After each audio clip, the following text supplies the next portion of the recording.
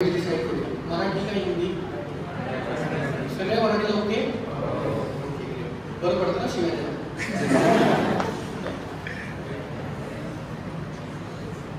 मी भाषण द्यायला आलेलं नाही. भाषण तिथे उभं राहून देतात. मी खाली त्याच्यासाठी झालं की मी भाषण द्यायला आलेलं नाही आहे. आपण गप्पा मारायच्या. सॉर्टेड? मला तुमच्याकडे उत्तर हवी आहे प्रश्नांची. मी विचारते. इंस्टाग्राम वापरणार आहे? Just raise your hands. Instagram वापरणार आहे? ओके. न वापरणार आहे? गुड. फेसबुक? म्हातारी लोक. व्हॉट्सॲप? स्नॅपचॅट? सगळ्याला पासवर्ड आहे का? नाही. स्नॅपचॅटला पासवर्ड नाही आहे. स्नॅपचॅटला पासवर्ड आहे का नाही? किती जणांचं म्हणणं आहे स्नॅपचॅटला पासवर्ड आहे? बाकीच्याला माहिती नाही आहे. आपण पासवर्ड सांगा. स्नॅपचॅटला पासवर्ड आहे. जेव्हा अकाउंट बंद पडेल तेव्हा कळेल की पासवर्ड आहे. इंस्टाग्रामला पासवर्ड आहे? आहे. लक्षात आहे सगळ्यांचा? नाही. व्हॉट्सॲपला पासवर्ड आहे? नाही. ओके. काय झालं? फेसबुकची जनताच कमी ना. टू फॅक्टर ऑथेंटिकेशन किंवा टू स्टेप व्हेरिफिकेशन शब्द ऐकला? केलंय सगळ्यांनी? सगळ्यांचं केलंय? कोणी कोणी केलंय? इंस्टाग्राम, व्हॉट्सॲप, फेसबुक, स्नॅपचॅट सगळ्याचं टू स्टेप व्हेरिफिकेशन कम्प्लीट आहे. असे किती जण आहे? एवढेच? आता आपली गंमत सांगतो. आपली काय, आम्ही चहा पिताना मोदीला शिवाय देतो. तुमचेच मित्र आहेत का बाकीचे पण? का नाही? ज्यांचं टू स्टेप व्हेरिफिकेशन कम्प्लीट झालं आहे, बरोबरची जी काही स्टुडंट लोक आहेत ते तुमचेच फ्रेंड्स आहेत ना? त्यांना सांगायचं कोणी? मी. तुम्ही सांगायला पाहिजे ना. आम्हाला सगळं हवंय पण शेजारचं घर. मी काहीच करणार नाही असं होणार नाही. बरोबर ना? तुमचं नुकसान आहे सांगण्यात. एखाद्याचं टू स्टेप व्हेरिफिकेशन तुम्ही करून दिलं म्हणून माझं लोक तुमच्याकडनं पैसे नाही घेत. तरीही आम्ही टू स्टेप व्हेरिफिकेशन जे फुकट आहे ते सुद्धा करत नाही. आणि मग हॅक झाल्यानंतर नाही सर आमचं अकाउंट हॅक झालं. मला काय करूया?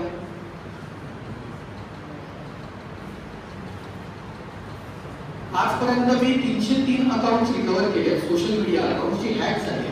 अडचण अशी आहे की त्यामध्ये एकही हॅकर नाही. हॅक करणारा एकही हॅकर नाही.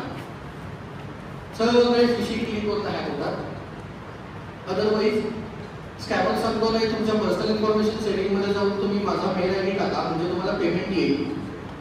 आणि त्याच्यावर मेल आयडी चेंज करणारी जनता आपल्यापैकीच आहे. आणि मग त्यांना माझा नंबर मिळतो, मला पण ते रिकव्हर करतो. पण त्याच्या आधी माझा नंबर ते शोधतही नाही. ही आपली गॅरंटी. आणि एका बाजूला आम्ही चाललोय डिजिटल इंडिया करायचं. जीपे वापरणारे किती जण आहेत? जीपेचा नवीन लॉ माहिती आहे? रूल चेंज झाला तो नाही माहिती? तुम्ही कोणालाही 2000च्या वर पैसे जर पहिल्यांदा पाठवत असाल तर समोरच्याला 4 तासांनी जाणार आहे. माहिती आहे ना? याचा अर्थ कळणार आहे. कॅश न घेता 4000चं हॉटेलचं बिल झालं तर 4 तास तिथे बसून राहायला लागेल. म्हणजे एकतर तुम्ही बिल आधी पेड करा कुपन सिस्टीम, अदरवाईज कॅश बरोबर द्या. नाहीतर मग कार्ड स्वाईप मशीन ज्याच्याकडे आहे त्याच्याकडे जेवायला बसा. काउंटरला विचारा भाई कार्ड स्वाईप होतं का? हो, आपण येतो. अदरवाईज हॉटेलची आपली अडचण काय? सोशल मीडिया तुम्ही वापरताय, तो कसा वापरताय हेच माहिती नाही.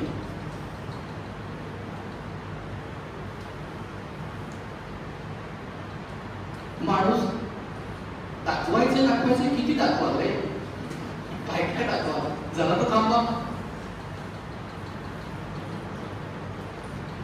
शिर्डी माहिती आहे सगळ्यांना. फॅमिली मेंबर सगळे मिळून जेव्हा शिर्डीला जातात ना, तेव्हा गाडीच्या पुढे सगळे उभे राहतात, एक सेल्फी काढतात आणि स्टेटसला टाकतात, I am going to Shirdi with my family. बरोबर ना? Long way. आणि शिर्डीवरून जेव्हा परत येतात तेव्हा असं कळतं की घरात चोरी झाली. आणि मग काय सांगा, आम्ही देवाला भेटायला गेलो आणि देवाला आमच्यावर लक्षच नाही ठेवलं. देवाची काय चूक? स्टेटस देवा टाकलं होतं. तुम्हीच तर इन्फॉर्मेशन दिली होती ना, घरात कोणी नाहीये. तुम्ही जेव्हा अमेझॉन फ्लिपकार्टवरनं किंवा कुठल्याही साईटवरनं इन्फॉर्मेशन मागता किंवा देता तेव्हा तुम्हाला ट्रॅक केलं जातं.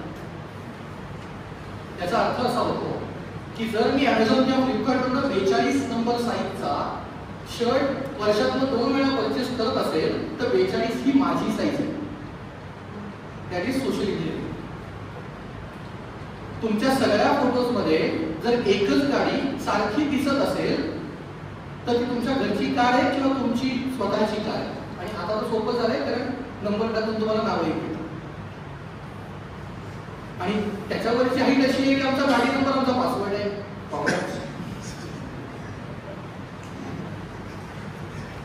आम्ही पासवर्ड काय ठेवतो? आमची बर्थडे, भावाची बर्थडे, बहिणीची बर्थडे, आईची बर्थडे, आईचं नाव, भावाचं नाव, माझं नाव, गर्लफ्रेंडचं नाव, गर्लफ्रेंडचा मोबाईल नंबर. बरोबर? मग टाकायचं हॅश टाकायचं. आणि आम्हाला असं वाटतं की आम्ही जिथे एच दिलाय ना त्याच्यावरती हॅश टाकला की हॅकरला नाही करणार. एवढा येणार नाही.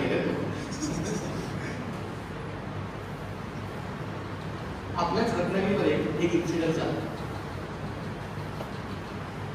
कॉलेजमध्ये 12वीमध्ये शिकणारा मुलगा घरी सांगितलं की मी कॉलेजला जातोय. सकाळी उठला, कॉलेजला आला. कॉलेजला लेक्चरला बसला नाही. तुम्ही बसत नसाल काही जण, आता सांगू नका मॅडम आहे. बसला नाही कॉलेजला. मी कॉलेजमध्ये होतो, मी लेक्च केले, ते वेगळं केलं, मी आधी ते उभा आहे होतो. त्याच्याबरोबर 2-4 मित्र होते, 2 मैत्रिणी होत्या. आणि ते भगवती माहिती सगळ्यांना, दुपारी 12 वाजता भगवतीवर गेलेले. एक तर दुपारी 12 वाजताच्या उन्हात का गेलेले याचं उत्तर त्यालाही माहित नाही, मला गेला तर गेला. तिथे जाऊन त्याने एक फोटो काढला. आता त्या भगवतीवर आपला वाईट प्रॉब्लेम असा आहे की आपल्याला वर खायला काही मिळत नाही, खायला न्यायला लागतं. तुमचा सनसेट पॉईंट जो काय आहे ना तिथे त्यांनी खाल्लं नेलं होते, काय वडापाव नेलं होते, जीव नेलं होते, जे काय.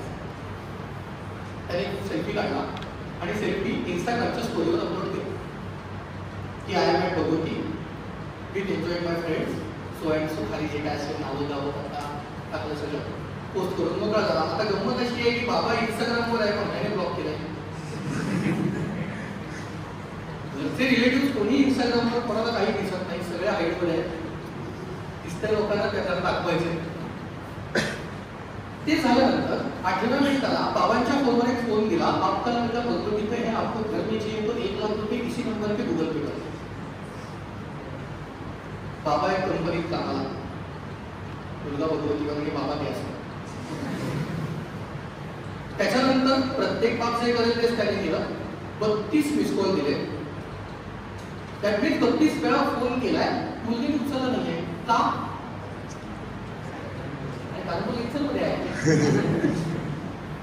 बरोबर ना?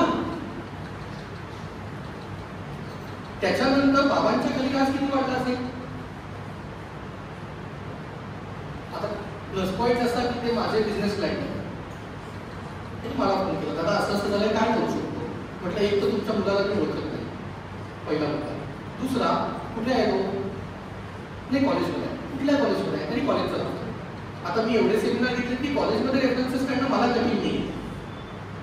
मी विचारतो बाबा का आहे का? लेक्चरला आहे का? लेक्चरमध्ये नाही, म्हणजे कॉलेजमध्ये नाही आहे कन्फर्म झालं, म्हणजे अर्ध सत्य तर फोनवर मिळालंय की तो कॉलेजमध्ये नाही. आता भगवतीवर आहे का माहित नाही. म्हटलं एक काम करा, तुमच्या मुलाचा फोटो मला पाठवा, कारण मी राहतो पिढगाडी, मला भगवती 3 किलोमीटरवर आहे आणि मी गाडी ड्रायव्हिंग थोडंसं रॅश करतो तर मी 3च मिनिटात जातो.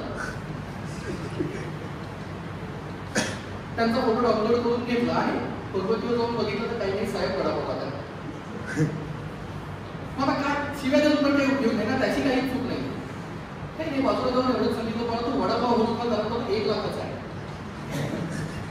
15 रुपये असेच झालं तसेच, त्याचा काही संबंध नाही आहे वडापावशी. आता हे झालं का? पोस्ट केलं म्हणून झालं. पोस्ट करा की नाही, कोणी अडवलंय? ती पोस्ट केल्यानंतर ज्याने ती बघितली त्याने त्याचा फायदा घ्यायचा प्रयत्न केला. पण समजा 32 पैकी 1 फोन उचलून त्याने बाबांना सांगितलं असतं, हो बाबा मी भगवतीवर आहे, मी माझ्या मित्रांबरोबर आहे, मला काही झालेलं नाहीये, काय झालं असतं?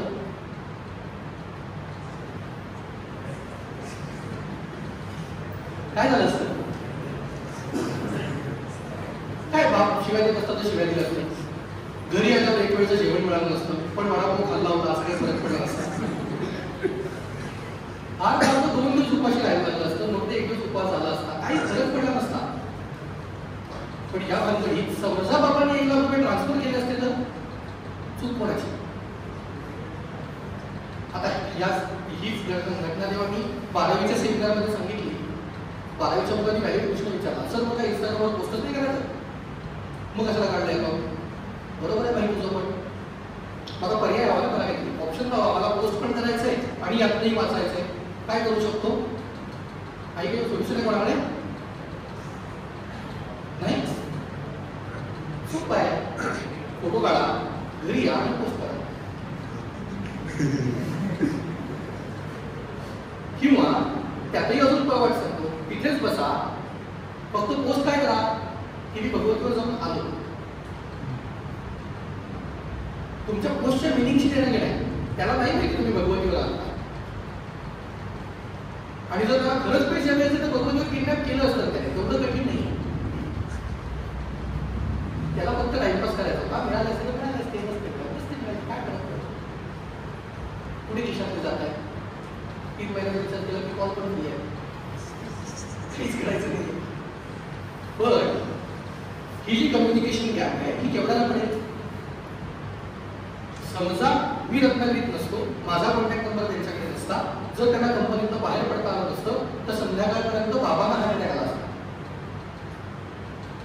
कारण मुलगा कुठे माहित नाही, मुलग्याने फोन उचललेला नाही आणि ते झालंय ते मिस्टरांना फोन, कुणीच नाही करू शकत. सो तुम्ही काय शेअर करताय, हे किती शेअर करता याच्यावर लक्ष ठेवा. तुम्हाला आजी आजोबा बाबा दोन्ही लोक सांगतात काय, दुसऱ्याच्या पाण्यात बघू नको, नजर लागते जेवणाला, माहिती का? बनवलेलं जेवण जास्त काळ बनवतो का त्याला नजर लागते. आणि आम्ही सोशल मीडियावर खायचा आणि फोटो टाकतो. सकाळचं काय खाना तेच नजर लागते रे, नका टाकू. मी पिझ्झा खाल्ला हे का सांगायचंय का? तू खा की. म्हणजे आमचे मित्र जेव्हा त्या रिलेशनशिपमध्ये होते तेव्हा ते आम्ही म्हणायचं होतं ना की ते फोटो काढायचे, मी काय करतो गर्लफ्रेंडला पाठवायचं, काय नैवेद्य दाखवतो. तर तू काय, तू खा ना. तिला फोनवर सांगणार मी पिझ्झा खाल्ला, कळेल की तिला पिझ्झा कसा असतो, तिला माहित नाही का? फोटो कसले काढतो? आणि मग फोन करतात, नाही तू गुगल ड्राईव्हचा डेटा भरला, याच्यात ते जेवणाचे फोटो डिलीट कर, 15 GB तेच आहे. काय करताय, का करताय, का करायचंय का, काहीच माहित नाही. तो एक नवीन ट्रेंड आलाय काहीतरी, ते इंस्टाग्रामवर परवा लिहिलं, पण लोकांनी शिव्या पण दिल्या मला, पण मी लिहितो तेवढा निर्लज्ज आहे. एक व्हिडिओ आहे, व्हिडिओमध्ये त्या मुलीने स्वतःचाच फोटो लावलाय आणि मध्ये हाफ मिनिट फोटो लावला आणि पॉज चॅलेंज नावाने लॉन्च करता. अरे काय नाही, अपनी तू बचाव, तुमचं तुम्हाला काय वाटत नाही काही? स्वतःच्याच इंस्टाग्राम सोशल मीडिया अकाउंटवर तुम्ही जर अशा पोस्ट करणार असाल आणि जर मग सायबर क्राईम काही करत नाही, गव्हर्नमेंट काही करत नाही, तुमची चूक आहे, ते खरंच काही करू शकत. कुणीही काही करू शकत नाही. तुम्हाला कळलं पाहिजे आपण कुठे थांबायचं. लोकेशन ऑन करून फिरताय, तुम्हाला माहितीये का गुगलवाला बघतोय तुम्ही कुठे जाता. तुम्ही 4 दिवस एकाच हॉटेलला जा, 5व्या दिवशी तोच विचारतो हाऊ वॉज दॅट प्लेस. तो काय खायला लावतो तुमच्याबरोबर? त्याला सांगितलं कोणी? जो नंबर तुम्ही बँकेत अटॅच केलेला आहे त्याच नंबरवर फ्रॉड कॉल कसे येतात? दुसरा नंबर पण आहे ना, त्या नंबरवर फोन नाही येणार. जो नंबर बँकेत दिलेला आहे त्याच फोनवर तुम्हाला फ्रॉड कॉल्स येतील. आपका डेबिट कार्ड खत्म होने वाला है, बंद करते कोई प्रॉब्लेम है नहीं. का माहितीये? नाही माहिती, कारण अकाउंट ओपनिंगच्या वेळेला फॉर्म वाचलाच नाहीये ना. त्या साहेबांनी सांगितलं सही करत मी सही केली, मग अंकच लावायचं, मला वाचता तर येत नाही. म्हणजे आपलं तसंच झालं माहितीये ना. पूर्वी लोक अंक लावायचे, मग आम्ही सुशिक्षित व्हायचं म्हणून साक्षर वेगळे वळलो आणि आता मी परत अंकच लावतो, फक्त फिंगरप्रिंट ठेवायचं. मधली अडचण काय आहे की बदल हवा आहे, तो होणार आहे. डेव्हलप कोडमध्ये त्रास पण होणार आहे, पण प्रत्येकाने आपली जबाबदारी तर पूर्ण करा. तुमचं सोशल मीडिया हँडल सुरक्षित ठेवणं गव्हर्नमेंटचं काम नाही आहे, तुमचं काम. आपली मेंटॅलिटी काय झाली माहितीये, तिच्यातनं मुद्रेपर्यंतच्या बाहेर कोणतरी एखादा फिरणाऱ्याचं डोकं फिरलं, त्याने समोरच्या माणसाला चाकूने घोसरलं, तर दुसऱ्या दिवशी सकाळी न्यूज अशी आहे की नाही, रत्नागिरी शहर पोलिसांच्या ताब्याच्या बाहेर गेलेलं आहे, वातावरण गरम आहे. पोलीस काय करेल? त्याचं डोकं फिरलं त्याला त्याच्यात शिव्या म्हणून द्या, तुमचा चहा संपला. पण का द्यायचं आहे? मी काहीच करणार आणि त्याने करावं ही अपेक्षा. तो इथेच म्हणतो मी काही करणार नाही. सगळ्यात वाईट इन्सिडेंट असा आहे, 2020 मध्ये माझीच मैत्रीण जी IT कंपनीमध्ये जॉब करत होती, पुण्यामध्ये राहत होती. सेकंड लॉकडाऊन डिक्लेअर झाला माहिती, तेव्हा कंपनीने तिला वर्क फ्रॉम होम दिला, एक लॅपटॉप पाठवून दिला, इंटरनेट कनेक्शन दिला, कंपनीचं काम सुरू झालं. तिचे इंटरनॅशनल कॉल व्हायचे, तिची ड्युटी रात्री 2:30 वाजता संपायची.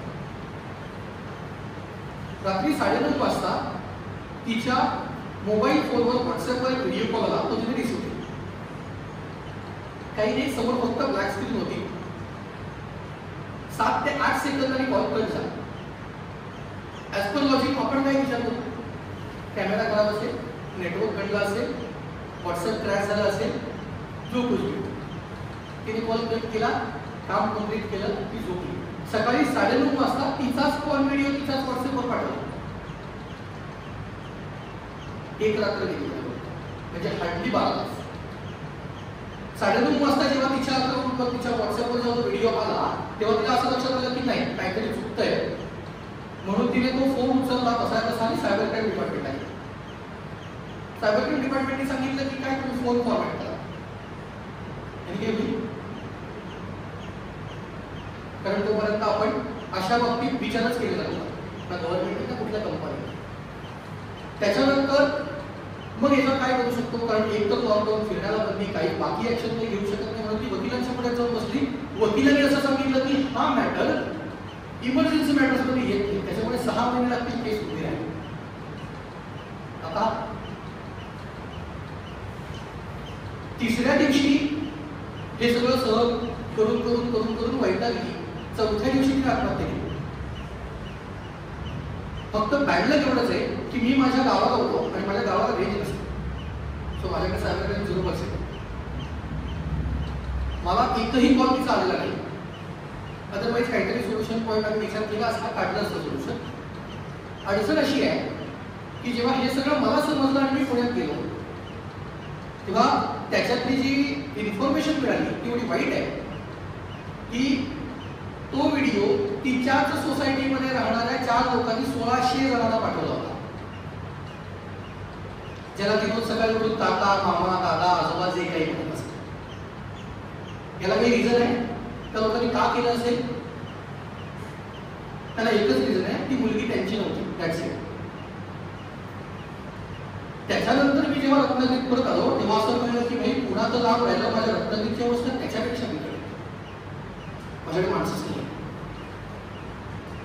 हे सांगायलाही माणूस नाहीये की हे होत आहे. मग आता शिवाजी शेजारच्या घरात जन्माला माझ्याकडे येत नाही, तो माझ्या घरात येतो. सुरुवात आपण करू, पुढे बघून घेऊ. फक्त त्या दिवसापासून माझं एक कन्फर्म ठरलेलं आहे, बाकी काही होते, तुमचे पैसे गेले कमवा, इज्जत गेली ती पण कमवा, सोशल मीडिया अकाउंट केलं दुसरं काढू, जीव जाऊ देणार. लिगल वे इलिगल वे भांडून काढायचे, काय वाटेल ते करू, जीव द्यायचा नाही, बाकी काही पण करू. त्यासाठी 20% काम करतो. काय प्रॉब्लेम असा आहे की आपल्याला समजत नाही आपण काय करतोय आणि का करतोय. सेक्सटॉर्शन प्रकरण ऐकून आहात तुम्ही? नाही? न्यूज वाचत चालला मध्ये मध्ये. रत्नागिरीमध्ये सेक्सटॉर्शनच्या 2 आत्महत्या आहेत, तुम्हाला माहित नाही? काय होतंय माहितीये, एक मुलगी तुम्हाला इंस्टाग्रामवर किंवा फेसबुकवर कुठेतरी अप्रोच करते, हाय हॅलो कैसे हो, 2 दिवस गप्पा मारते, तिसऱ्या दिवशी तुम्हाला ती व्हिडिओ कॉल करायला सांगते. आता तुम्ही सगळे 18+ आहात. 4थ्या दिवशी तुम्हाला ती सांगते सेक्स चॅट करायला तयार आहेस का म्हणून, आणि त्याला मुलं होय म्हणतात. अरे बाळा, तुझ्या वर्गातली मुलगी तुझ्याशी बोलत नाही, तुला इंस्टाग्रामवर मुलगी जाऊ देतात. रेकॉर्डिंग चालू आहे. अडचण काय आहे की काय करताय, आणि खरंच ती मुलगी असेल का हेही नाही कळत. म्हणजे त्याच्यापेक्षा बिकट कंडिशन अशी आहे की मला गेल्या महिन्यात एका माणसाला फोन केला, वय वर्ष 50, आणि बाबा तू तर थांब, तुझं पण काय आहे, मी पोरग्यांचं समजू शकतो, तुला काय समजव. नाही सर माझं फॅमिली आहे, तुला आधी कळत नाही फॅमिली आहे. काय करताय, का करताय नाही माहिती. याच रक्षाबंधनच्या आदल्या दिवशी एका मुलीने फोन केला, ती 11वी-12वी शिकणारी आहे. रात्री 1:30 वाजता. माझा ऑलरेडी सेमिनार झाला होता त्यांच्या कॉलेजमध्ये, तिथून तिला रेफरन्सेस मिळाले होते.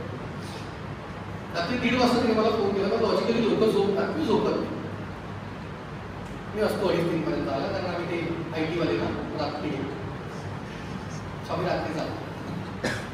2:30 वाजता मी रेग्युलर झोपतो.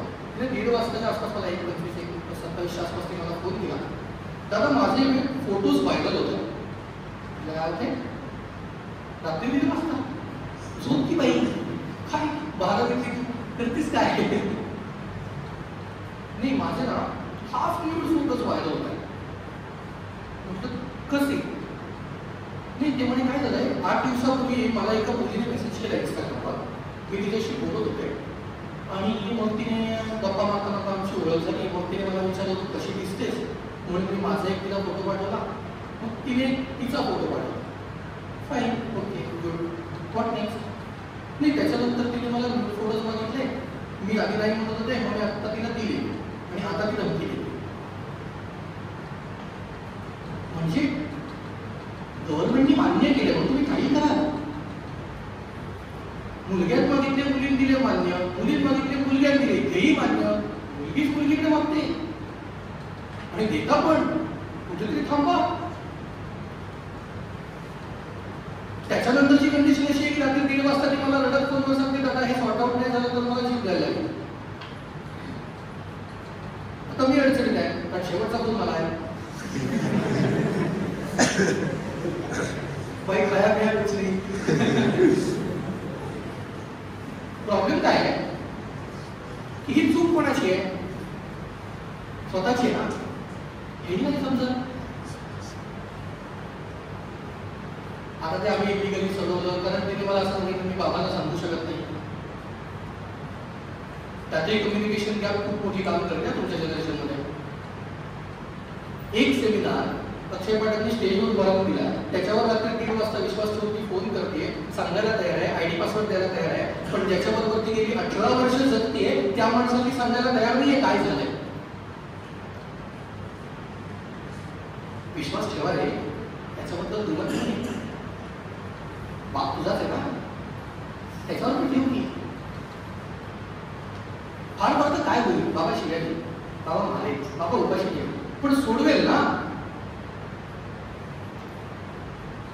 मी सोडवलं, हा माझा मॅटर झाला. दुसऱ्या दिवशी रक्षाबंधनला मला ती भेटली, तिने मला राखीही बांधलं, मी 60 तरी कानाखाली पण मारली, कारण माझं काम आहे. त्याच्यानंतर तिने मला विचारलं का मारली, म्हटलं अजूनही तुला प्रश्न असेल तर दुसरा घाल पुढे कर, सिंपल. हमने कुछ किया है तो बाकी सारा कुछ भी हम कर लेंगे. थोडं तर मॅनर्स ठेवा. रिॲक्ट कसं होता याने पण फरक पडतो. 2020 साली जेव्हा मी जर काम करायला सुरुवात केली, 4थ्या महिन्यात स्कॅमरने माझं अकाउंट उडवलं फेसबुक. 4थ्या महिन्यात रात्री 2:30 वाजता फोन केला, तेव्हा मी झोपायचो, कारण तेव्हा मी हॅकिंग इंडस्ट्रीत कामच करत होतो. 4थ्या महिन्यात मला फोन केला, आप जो काम कर रहे हो बंद कर दो, क्योंकि आपका फेसबुक अकाउंट हमने हैक कर दिया. गुड, कॉन्ग्रॅट्स. केलंच ना, कॉन्ग्रॅट्स. मला काय केलं नहीं, आप हमें 40,000 भेज दो और वो आप काम कर रहे हो बंद कर दो. मतलब 40,000 रुपयाची व्हॅल्यू असूच शकत नाही. 4 कोटी मार्क विचार करू, माझ्याकडे नाही आहे. 40,000 तर तुला देतच नाही, माझी व्हॅल्यू जास्त आहे मला माहिती आहे. नहीं, वो हम आपका ना वहाँ से फोटोज निकाल लेंगे, आपका वीडियो वायरल कर देंगे, वीडियो बना देंगे, ऐसा मतलब गुड कर लेंगे. आता तू कुछ कळत आहे, भाई घाबर झाला असला. अडचण काय आहे, त्याने मला एक वाक्य सांगितलं, नहीं आपकी बदनामी हो जाएगी. म्हटलं भाई पाहिजे नाही कोई बदनामी कोणाची करता, मला शेजारचा ओळखत नाही. तुम्ही रिॲक्ट कसं होता याने फरक पडतो. त्याच्यावर मला सांगितलं नाही, मैं आपका वीडियो बना रहा हूँ, आपको जो करना है कर लो. मतलब भाई सो आपको फेसबुक अकाउंट पे डालने का डाल 4,000 कॉन्टैक्ट्स फेसबुक पे है, तो तू किस किस को भेजेगा? 4,000 तो पर्सनली भेजने जाएगा तो आपको 2 दिन तो मिनिमम लगेंगे. तो एक काम कर, तू वीडियो बना, मुझे भेज. पहले 2,000 मैं भेजता हूँ, बाद के 2,000 तू भेज. सोपं होईल ना रे, किती कष्ट करेल बिचारा. एक तर हॅक केलंय, त्यात तो व्हिडिओ एडिट केला, शेअर पण त्यानेच करायचा. असं आहे ना, पब्लिसिटी माझी पण होणार आहे, काहीतरी ते कष्ट घ्यायला लागेल ना. कारण माझ्या आयुष्यात एकच असेल, पब्लिसिटी इज पब्लिसिटी. गुड हो या बॅड, सर समजा चुकून नको व्हिडिओ 2020 मध्ये व्हायरल झाला असता तर आज तुम्हाला माझी ओळख सांगायला लागली नसती. कन्फर्म इथून हात आल्यावरच व्हिडिओ बनवला म्हणून बघून आज मला ओळख सांगायला लागते, हे वाईट आहे का नाही?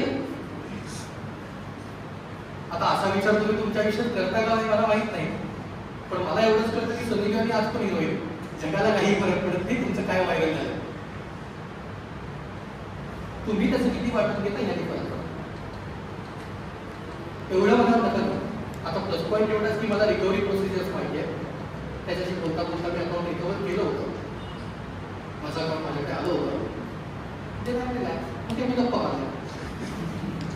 काय मला पण 2:30 वाजता उठवलं होतं, तसंही झोप येतं म्हटल्यानंतर काय करतात. ही आपली अडचण की आपल्याला गव्हर्नमेंटचे लॉज माहिती आहे, गव्हर्नमेंटचे रूल्स माहिती आहे. तुम्हाला कुठला तरी एक कस्टम ऑफिसर फोन करतो की आपका एक पार्सल आया है उसमें ड्रग्स मिला है, भाई बेच दे वो. क्यों करना है? 40 वर्षाची सीए असलेली बाई फोन करून मला सांगते, दादा माझा फेसबुकवर मित्र आहे, तो अमेरिकेत असतो, त्याने मला एक पार्सल पाठवलं आहे, ते कस्टममध्ये अडकलं आणि त्याला 26,000 रुपये फाईन मारायला सांगतात. बाई 40व्या वर्षी तुला अमेरिकेतला मित्र करायचा आहे काय?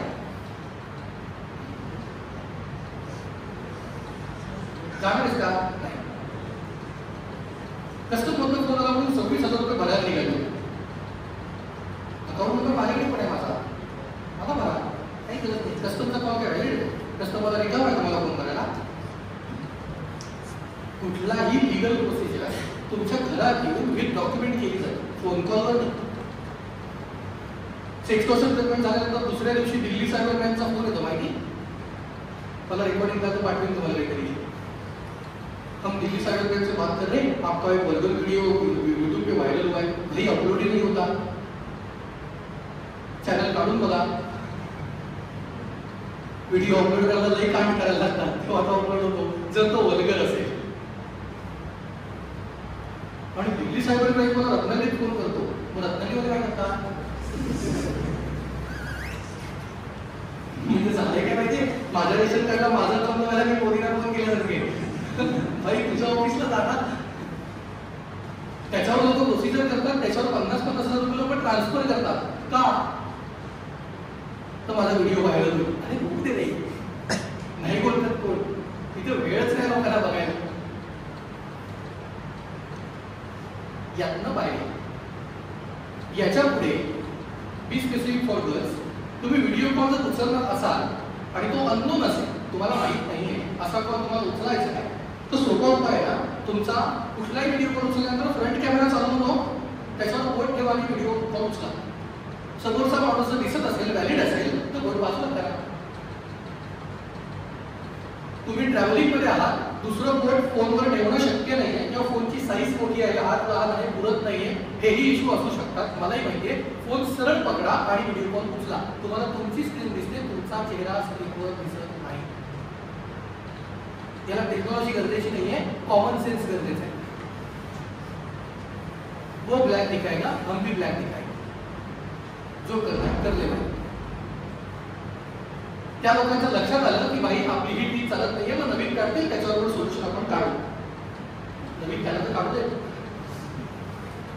त्यांनी काढलेल्या सगळ्या टीमला आपल्याकडे सोल्युशन काही करायचं ते करा. तुम्ही आजपर्यंत Aadhaar card, PAN card, light bill याची झेरॉक्स काढले? सगळ्यांनी काढले? झेरॉक्स खराब आले तर काय करता? टाकून देता. एक कधी झेरॉक्स वाल्याकडनंच घेत नाही, असं एक लाईट खूप का? कधी खराब आलेली झेरॉक्स घ्यायची, मी 2 रुपये द्यायला पाहिजे, ती झेरॉक्स मला वापरता येणार पाहिजे, कधी घेऊच कशाला? झेरॉक्स वाला काय टाकून देतो. झेरॉक्स वाल्याकडनं ती रद्दीच आहे, बरोबर? कारण ती रियूज होणार नाही. एकदा एक बाजूला प्रिंट आउट झाली, तुला सेकंड पार्ट प्रिंट आउट होणार. त्याच्यानंतर तो जो झेरॉक्सचा पेपर येतो तो 70 GSM A4 साइज असतो, ज्याची आजची मार्केट व्हॅल्यू सिंगल पेपरची 60 पैसे ते 45 पैशाच्या आसपास असते. याच्यामध्ये असतो तो पेपर. जर तुमचं ration card, PAN card, light bill, Aadhaar card असं कुठलं लिगल डॉक्युमेंट असेल तर त्याची किंमत 10 रुपये येते इन ब्लॅक मार्केट. आणि मग तुमच्या नावावर सिम कार्ड घेतली जातात. तुमच्या नावावर घेतलेल्या सिम कार्ड्सवरनं फोन केले जातात. आपका क्रेडिट कार्ड बंद होने वाला है, आपका डेबिट कार्ड बंद होने वाला है, आपका इंश्योरेंस पॉलिसी अप्लाई होने वाला है, ई-KYC करना है. हे जे काही फ्रॉड कॉल सोपड येतात, हे सगळेच्या सगळे कॉल त्या नंबरवरनं केले जातात. आणि मग जेव्हा ट्रेस आउट केलं जातं तेव्हा असं लक्षात येतं की फ्रॉड कोणी केले? सिम कार्ड तुमच्या नावावर आहे, त्याच्यामुळे पोलीस तुमच्याच दारात उभा राहतात. रत्नागिरीत एकच केस आहे, हैदराबादला घडली आहे. 6.5 लाखाचा फ्रॉड आहे. गेले 3 वर्ष हैदराबादच्या खेपा मारतो कोर्टात, कारण लोकेशन हैदराबाद, सिम कार्ड याच्या नावावर. काय करू शकतो? आजपर्यंत फेकलेल्या झेरॉक्सवाल्यांना टेन्शन यायला लागलं असेल. पहिलं, याच्या पुढे खराब झेरॉक्स आली तर ती घ्या, त्याचे 2 रुपये द्या. बाजूच्या दुकानात तिच्या आसपास कुठे चणेवाला असेल तर त्याच्याकडे चणे त्याच कागदात बांधून घ्या, म्हणजे कागद वापरला जाईल. असाच फुकट घालू नका. ते चणे घरी जाईपर्यंत संपतील, नाही तर घरी जाऊन आई बाबाला द्या, बहीण भावाला द्या, तुम्ही खा, वाटत नाही करा. तो पेपर पाण्यात भिजवा आणि डस्टबिनमध्ये टाका. तुम्ही जेव्हा एखादा पेपर भिजवता, तो भिजवल्यानंतर रियूज होतो, रिसायकल होतो, पण तो डॉक्युमेंट म्हणून परत वापरता येईल नाही. याच्या पुढे तुम्ही हे पाळा. याच्या आधी फेकलं असेल तर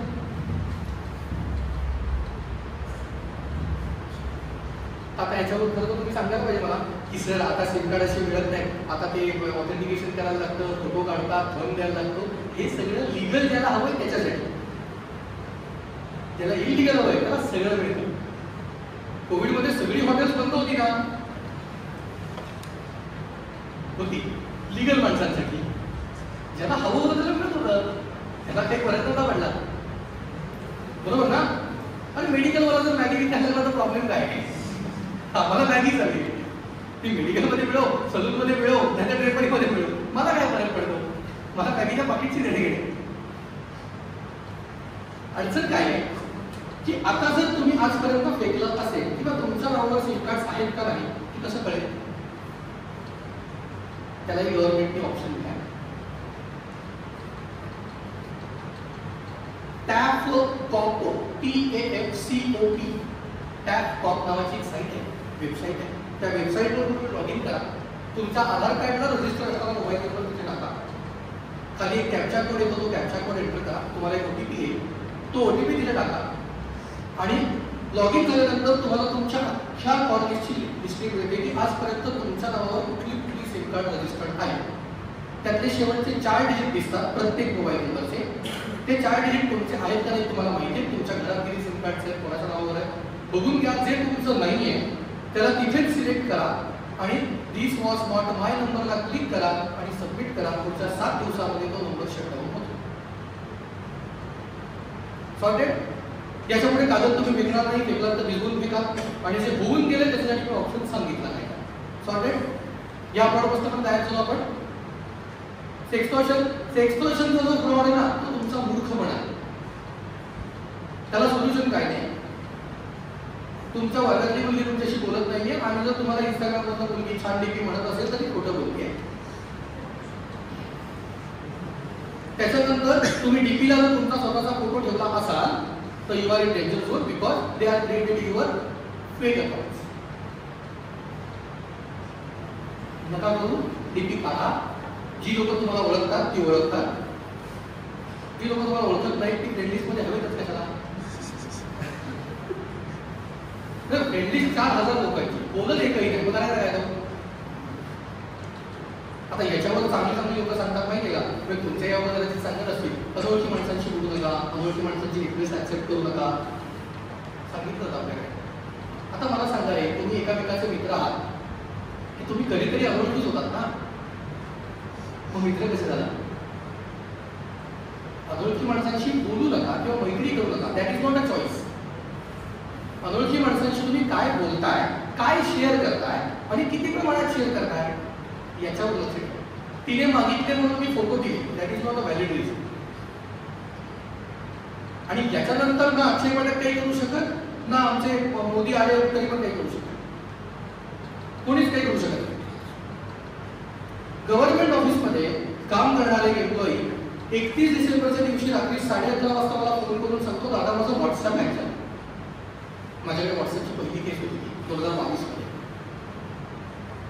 फक्त प्लस पॉईंट एवढा तेव्हा मी घरी होतो, कारण माझ्या लिगामेंटला इंजुरी होती, मी बेड रेस्ट होतो. सो मस्त होतो घरी, काहीच करायचं नव्हतं, बाकी सगळं आई करत होतो. त्याच्यामुळे मी नॉनव्हेज खात नाही, दारू पीत नाही. सो माझ्या पार्ट्या मिसळ, पावभाजी आणि वडापाववर संपतात. सो त्या दिवशी मी वडापाव खात होतो. त्याने मला फोन केल्यानंतर मी फोन उचलला, त्याच्याशी बोललो. मी तर माझा व्हॉट्सअप हॅक झालाय आणि त्याच्यावर ना तो पैशाची मागणी करतो. थोडा मी माझ्या कॉन्टॅक्ट लिस्टमध्ये होतो. ठीक आहे, मग कसं झालं, काय झालं हे तर सांगा. त्याच्यावर त्यांनी मला असं सांगितलं की काय झालं, इंस्टाग्रामवर मी आपल्या द्रौपदी मुर्मूशी बोलत होतो.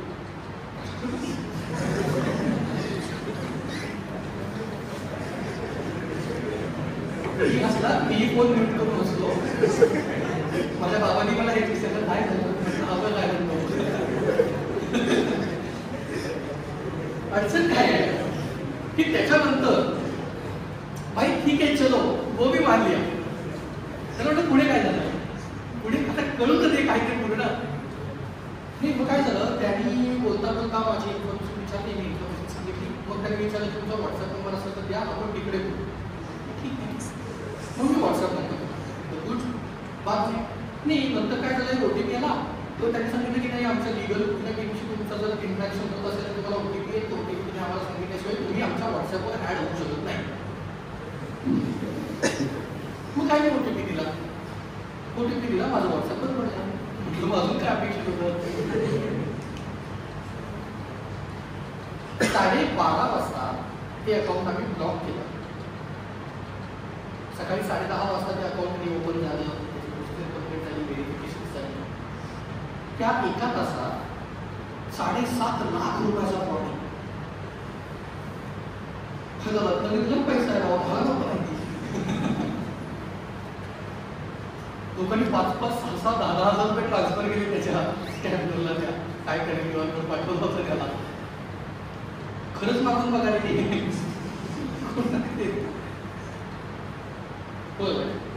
कॉमन गोष्टी असतात ना, की पहिला म्हणजे माझ्याकडे 3 कॉमन प्रश्न आहेत जे सामान्य माणसाला पडायला हवे अशा कंडिशन्समध्ये. एक, मी गव्हर्नमेंट एम्प्लॉई आहे, माझा पगार प्रत्येक महिन्याच्या 28 तारखेला होतो, सो मला द्रौपदी मुर्मूशी काही काम असायचं कारण नाही. द्रौपदी मुर्मू माझ्या राष्ट्रपती आहेत, त्यांचं माझ्याकडे काही काम असण्याचं कारण नाही.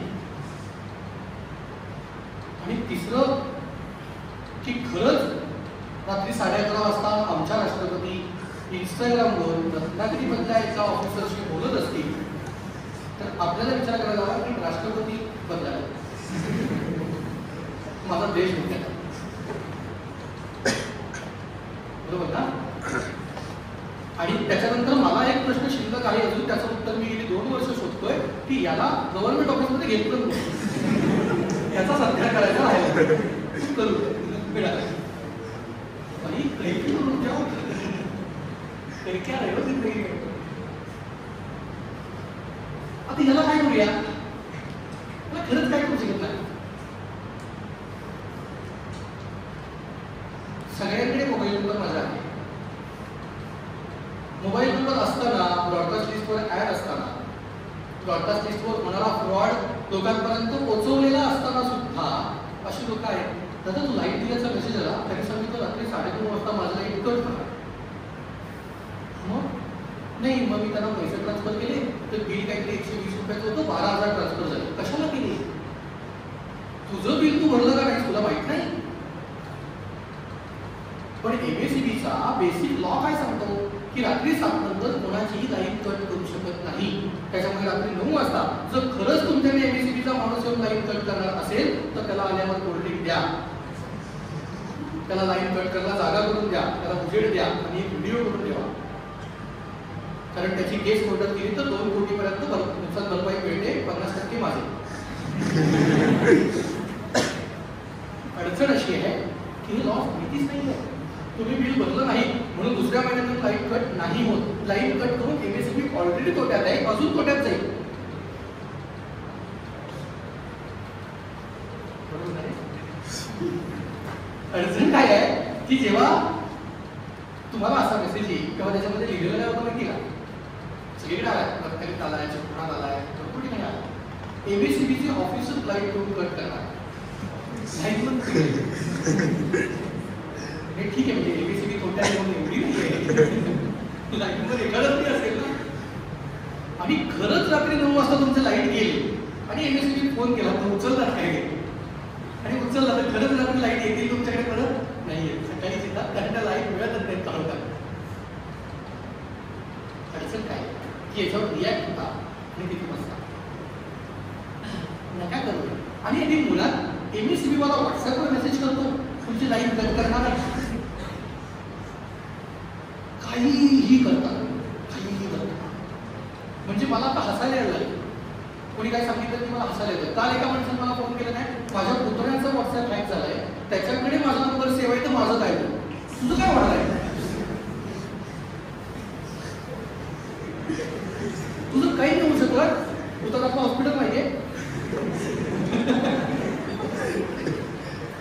काय विचारतात. म्हणजे ठीक आहे भाई, अक्षय पाड्याचा नंबर सेव्ह आहे म्हणून काही विचारा, तुझ्याकडे तर थांबा. नाही, त्या माझ्या व्हॉट्सअपवर माझा डिग्री आहे, तू काढ, तेवढीच भीती वाटते तर बंद कर व्हॉट्सअप, नको वापरू. तुम्हाला एका काय सांगितलं नाही का, आम्ही व्हॉट्सअप वापरतो त्यासाठी आम्हाला डॉक्युमेंट पाठवायला लागतात.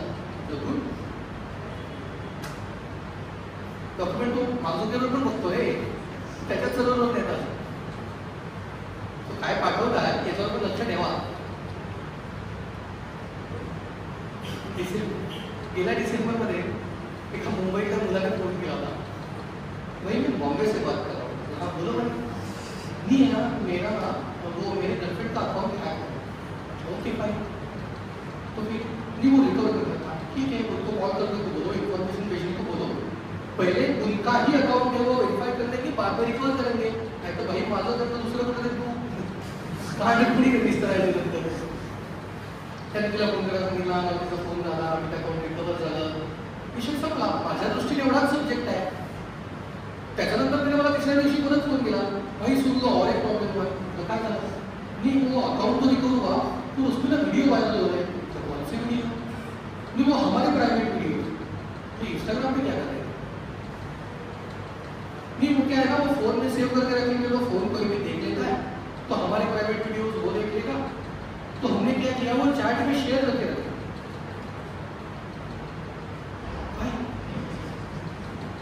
नहीं वो आपको वहां से धमकी दे रहा है कि ये वायरल कर दूंगा, नहीं तो आप मुझे पैसा दे दो ऐसे वैसे। तो भाई ठीक है, वो क्या करें? नहीं वो डर गई है, वो बोल रही है की क्या करेंगे उसमें। मतलब भाई एक तू जे काय आयुष्यात केलं त्याचे व्हिडिओज का करायचे होते आणि केले तर ते इंस्टाग्रामवर कसा टाकलेले, तुझं झालं का करून गप की रे? कुठल्या लिमिटला आग माहितीये? मी म्हणतो म्हणू दे, लोक बघतील ना, तो मार्क्स वगैरे तो बघतो ना, पण त्याची तर लाज बाळग काही पाठवायचं. आता त्याच्यासाठी पण stopnci.org साईट माहितीच आहे तुम्हाला, कदाचित रील्स मध्ये चांगलं काही बघत असाल तर ती बघितली असाल तर, अदरवाईज त्याच्याबद्दल थोडं तुम्ही काही बघत नसावा. पण stopnci.org नावाची साईट आहे, त्याच्यावर तुम्ही असा वल्गर व्हिडिओ वल्गर फोटो जर तुमचा व्हायरल होत असेल तर तुम्ही त्याच्यावर कंप्लेंट लॉन्च करू शकता. त्यात तो फोटो जर तुम्ही अपलोड केला आणि कंप्लेंट लॉन्च केली तर त्याच्यावर ॲक्शन घेतली जाते. 50 ऑर्गनायझेशन्सनी मिळून ती डिझाईन केलेली वेबसाईट आहे, जेणेकरून 50 कुठल्याही सोशल मीडिया अकाउंट्सवर तुमचा व्हिडिओ व्हायरल होऊ शकत नाही, कारण तो एकदा डिलीट केला जातो, अपलोडच करता येत नाही. तुमचा व्हिडिओ जेव्हा फोटो किंवा तिथे अपलोड करा आणि केस फाईल करा, तेव्हा तो व्हिडिओ किंवा फोटो तुम्ही तुमच्या फोनमधून डिलीट करायचा नाहीये, कारण तो फोटो त्या साईटवर अपलोड होत नाही, तो व्हिडिओ त्या साईटवर अपलोड होत नाही, त्याची हॅश व्हॅल्यू अपलोड होते, त्याच्यामुळे त्याची ओरिजिनल फाईल तुमच्याकडे असणं क्रमप्राप्त आहे. काही लक्षात? मी अपलोड केला आणि मी डिलीट केला, काही होऊ शकत नाही तुमचं. तुम्ही सगळे IT वाले ना, इंडस्ट्री कम्प्युटर इंडस्ट्री वाले ना सगळे, गुड. हे तुम्हाला माहिती पाहिजे. माय आधार साईटवर लॉग इन करा, तुमचा रजिस्टर्ड आधार कार्ड नंबर, आधार कार्ड, त्याच्यानंतर कॅप्चा टाका, तुम्हाला OTP टाका, लॉग इन करा. त्यात तुम्हाला तुमची आधार कार्ड कुठे कुठे वापरली गेली आहे त्याची हिस्ट्री मिळते, ती बघा. ते जर तुम्हाला सांगायला लागत असेल तर मग तुम्ही कशाला कम्प्युटर डिपार्टमेंटला आलात आहे? stopnci.org मी सांगायच्या आधी कोणाला माहिती होती का? एक जागरूक भारत. आपली अडचण सांगतो काय सगळ्यात मोठी. आम्ही म्हणतो की आम्ही सुशिक्षित आहोत, खरंच. अजूनही आज आम्ही जेव्हा जेव्हा देवळात जातो तेव्हा आम्ही पहिलं काय सांगतो माहितीये? चप्पल कुठे काढायचं. दिलेलं असं ना, कीप युअर शूज हिअर, पादत्राणी येथे काढा, चप्पल खूप बाहेर ठेवा. सांगायला लागतं देवळात घालून नाही जायची. सुशिक्षित आहात. तुम्हाला माहिती ना देऊळ कुठून सुरू होतं, कुठे नाही घालायची चप्पल, त्याच्या आधी काढ ते हो मोकळा. बोर्ड कसली शोधतो? प्रतिज्ञा 10वीच्या शाळेनंतर प्रतिज्ञामध्ये म्हटलेली नसेल, भारत माझा देश आहे, सारे भारतीय माझे बांधव आहे. बरोबर ना? सोबत सुशिक्षित. ज्या दिवशी ते बोर्ड सगळ्या देवळात जातील ना, त्या दिवशी मी मान्य करेन की माझा भारत सुशिक्षित झाला. कोणाला सुशिक्षित म्हणावं? ज्याला स्वतःची अक्कल आहे त्याला सुशिक्षित म्हणावं. आणि दुसरी अडचण काय माहितीये? तुम्हाला चालायचं कसं हे शिकवलं, बोलायचं कसं हेही शिकवलं, केस कसे विचारायचे हेही शिकवलं, सकाळी शू आणि शी कशी करायची इथपर्यंत शिकवलं, पण तुमच्या आता गुगल पे दिलाय, सोशल मीडिया दिलाय, तो वापरायचा कसा आहे कोणीच शिकवलं. ज्याच्यावर तुमचं अख्खं लाईफ डिपेंडेंट आहे. पूर्वी लोक बँकेत जाऊन पैसे काढत होती किंवा देवाणघेवाण करत होती. आज जर तुम्ही तुमच्या मोबाईल फोनवरनं करताय, जो मोबाईल कुठे कनेक्ट आहे तुम्हालाच माहिती नाही. सगळी ऍप्लिकेशन इन्स्टॉल करताना अलाव काय काय देशी थांब, जेवढ्या परमिशन्स रिक्वायर्ड आहेत तेवढ्याच दे. नाही कॉन्टॅक्ट पण तुझेच, गॅलरी तर तुझीच आहे, काय काय द्या. थांबा, कुठेतरी एका स्टेजला जाऊन स्वतःचा तरी विचार करा, जगाचा लाभ राहिला. याच्या पलीकडे जाऊन विचार करा, तेव्हा कुठेतरी सुद्धा मी तुम्हाला केसेस सांगितल्या, त्याची सोल्युशन सांगितली. महत्वाच्या 4 गोष्टी लक्षात ठेवा. तुम्हाला फुकट जगात कोणी काही देत नाही आणि जो फुकट देतो तो तुमच्याकडनं खूप मोठी व्हॅल्यू घेतो. काय घेतो ते तुम्हाला कळलं पाहिजे. आता मी हे सगळं फुकट का करतो ते तुम्हाला ऑलरेडी मगाशी सांगितलेली केस आहे. माझ्या मैत्रिणीच्या बाबतीत झालंय ते मी रिपीट होऊ देणार. That is my stand. रत्नागिरीला रेशो आपण खाली आणलाय. आता तुमच्या जगात कॉलेजवाल्यांनी मदत केली आहे, लेक्चर्स झाली आहेत. बऱ्याच कॉलेजेसमध्ये मी जाऊन आलोय. CA लोकांनी मदत केली आहे. CA लोकांच्या सेमिनार्समध्ये पण मी जाऊन आलो, तिथे मी लेक्चर्स देऊन आलोय, जेणेकरून त्याचा रेट कमी झाला तर ते हँडल करणं सोपं आहे. घरी बसून सायबर डिपार्टमेंटला शिवाय देऊन काही होणार नाही. तुम्हाला जर नॉलेज असेल तर तुमच्या बरोबरच्या 4 लोकांना ते पोहोचवणं ही तुमची जबाबदारी आहे, सायबर डिपार्टमेंटची नाही. बरोबर ना? पेट्रोल मिळणार नाही हे एका दिवसात अख्ख्या रत्नागिरीत कळलं, पण सेक्सटॉर्शनमुळे 2 अपमान त्याचपर्यंत रत्नागिरीत झाले ते रत्नागिरीकरांनाच माहिती नाही. पेट्रोल महत्वाचा माणूस इथेच आपण आपल्याला माहितीच नाहीये की काय महत्वाचं आहे.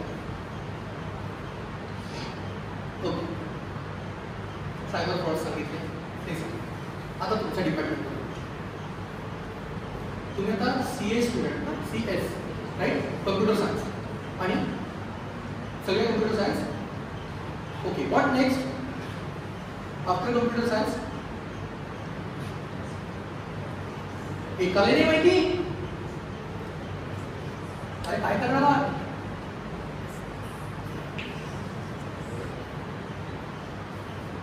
रुमाल आहेत का तिच्यात? अरे पुढे काय करणार आहात? एकही नाही, काहीच करणार नाही. मलाही बेरोजगार झाले. क्वांटिटी किती झाली? आकडा वाढवून ठेवू बेरोजगारी. काहीच करणार नाही यार. जॉब करणारे किती जण आहेत? मग मला जॉब करायचा.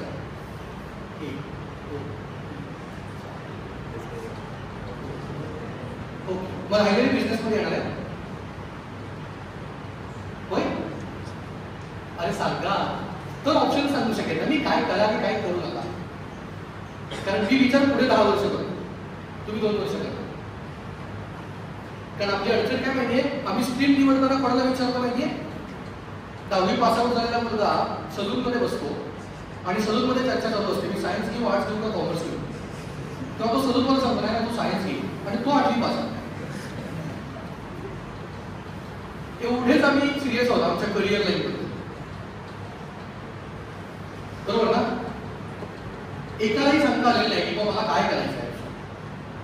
कम्प्युटर सायन्स डिपार्टमेंटला तुम्ही ऍडमिशन घेतली आहे, तुम्हाला फर्स्ट इयर सेकंड इयर सगळे सेकंड थर्ड. ओके, मग थर्ड इयर मध्ये तुम्ही गॅसवर जातात का? तुम्हाला एक लेटेस्ट न्यूज देतो. अमेरिकेमध्ये प्रत्येक 8 दिवसाला 1000 एम्प्लॉई काढले जातात इन IT डिपार्टमेंट. मुस्कुरावा भारत. आपल्याकडे ही कंडिशन तीच आहे, त्याच्याच आसपास आपण गेलो. आता ह्याचं रिझन काय सांगाल माहिती तुम्ही? सांगा. AI होय की नाही? AI ने जॉब करतो, काही कोणी खात नसतं. ज्या वेळेला मार्केटमध्ये फ्रीज आला ना, फ्रीज, तेव्हा एका मोठ्या सायंटिस्टने सांगितलं होतं की फ्रीजवाली कंपनी सगळ्यात मोठी कंपनी असेल जगात. सगळ्यात मोठी कंपनी पेप्सी आहे. का माहितीये? फ्रीज तुम्ही एकदाच घेता, पेप्सी रोज पिता. अडचण ही आहे, फ्रीज बनवणाऱ्याने एकदाच 20% मार्जिन काढले, पेप्सीवाला रोज 10% काढतो. जिलेटचा ब्लेड मिळतो माहितीये ना, त्याचा हेड जो मिळतो तो स्वस्त आहे आणि ब्लेड महाग आहे. हेड तर कोण घेत नाही ना. कळतंय? ही झाली मार्केटिंग स्ट्रॅटेजी द्यायची. कोलगेटचा सेल कमी झाला तर कोलगेटवाल्यांनी काय केलं होतं माहितीये? काय माहिती? हा नाही माहिती? हे सेल्सवाले पर्सन असतात ना, म्हणजे मला त्याच्याबद्दल एक आदर आहे, त्यांना टकलेला पण तत्वा विकलाय. ती त्यांची प्रोसेस आहे. ते विकू शकतात. ती तेलाची बाटली टाकल्याला विकू शकतात, कंगवा टाकल्याला विकू शकतात, ज्याचा त्याला उपयोगच नाही. पण हे त्यांनाच संपतं. कोलगेटचा सेल जेव्हा खाली आला 2013-14च्या आसपास, तेव्हा मॅनेजमेंटची मीटिंग झाली.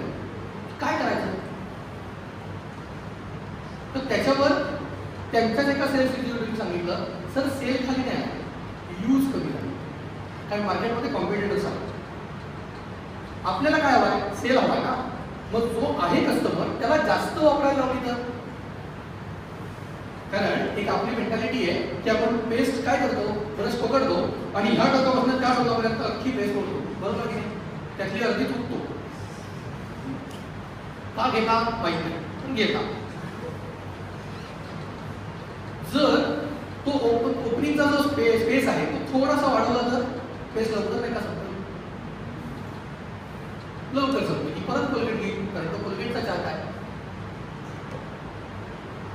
अशा प्रकारे त्यांनी सेल दीडपट केला होता. बालाजीने गेलेली मार्केटिंगसाठी ही सेम होती. बालाजी प्रोडक्ट मार्केटमध्ये आलं, परचेस व्हायला पण तयार नाही. बालाजीने स्वतःचीच प्रोडक्ट मार्केटमध्ये रिसेल मध्ये परचेस केली. आपणच डिस्ट्रीब्यूट करायची आणि आपणच विकत घ्यायची.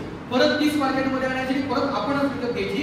3 टाइम रिपिटेशन झाल्यानंतर 4थ्या वेळेला मार्केट अप झालं त्याचं. ही झाली मार्केटिंग स्ट्रॅटेजीची गेम. तुम्ही जर धंदा करणार असाल, बिझनेस करणार असाल, तर तुम्हाला मार्केटिंग कळलं पाहिजे. तुम्हाला विकता आलं ना तर विकणारा माती पण विकतो आणि ज्याला विकता येत नाही त्याला सोनंही विकता येत नाही. बरं, विकायची त्याला विकेल तर ती बाजारात जा कळेल. चहावाले कोट्याधीश आहे, चहा तुम्ही पण बनवता रे, फक्त तो चहा मार्केटमध्ये विकतो, एवढाच फरक आहे.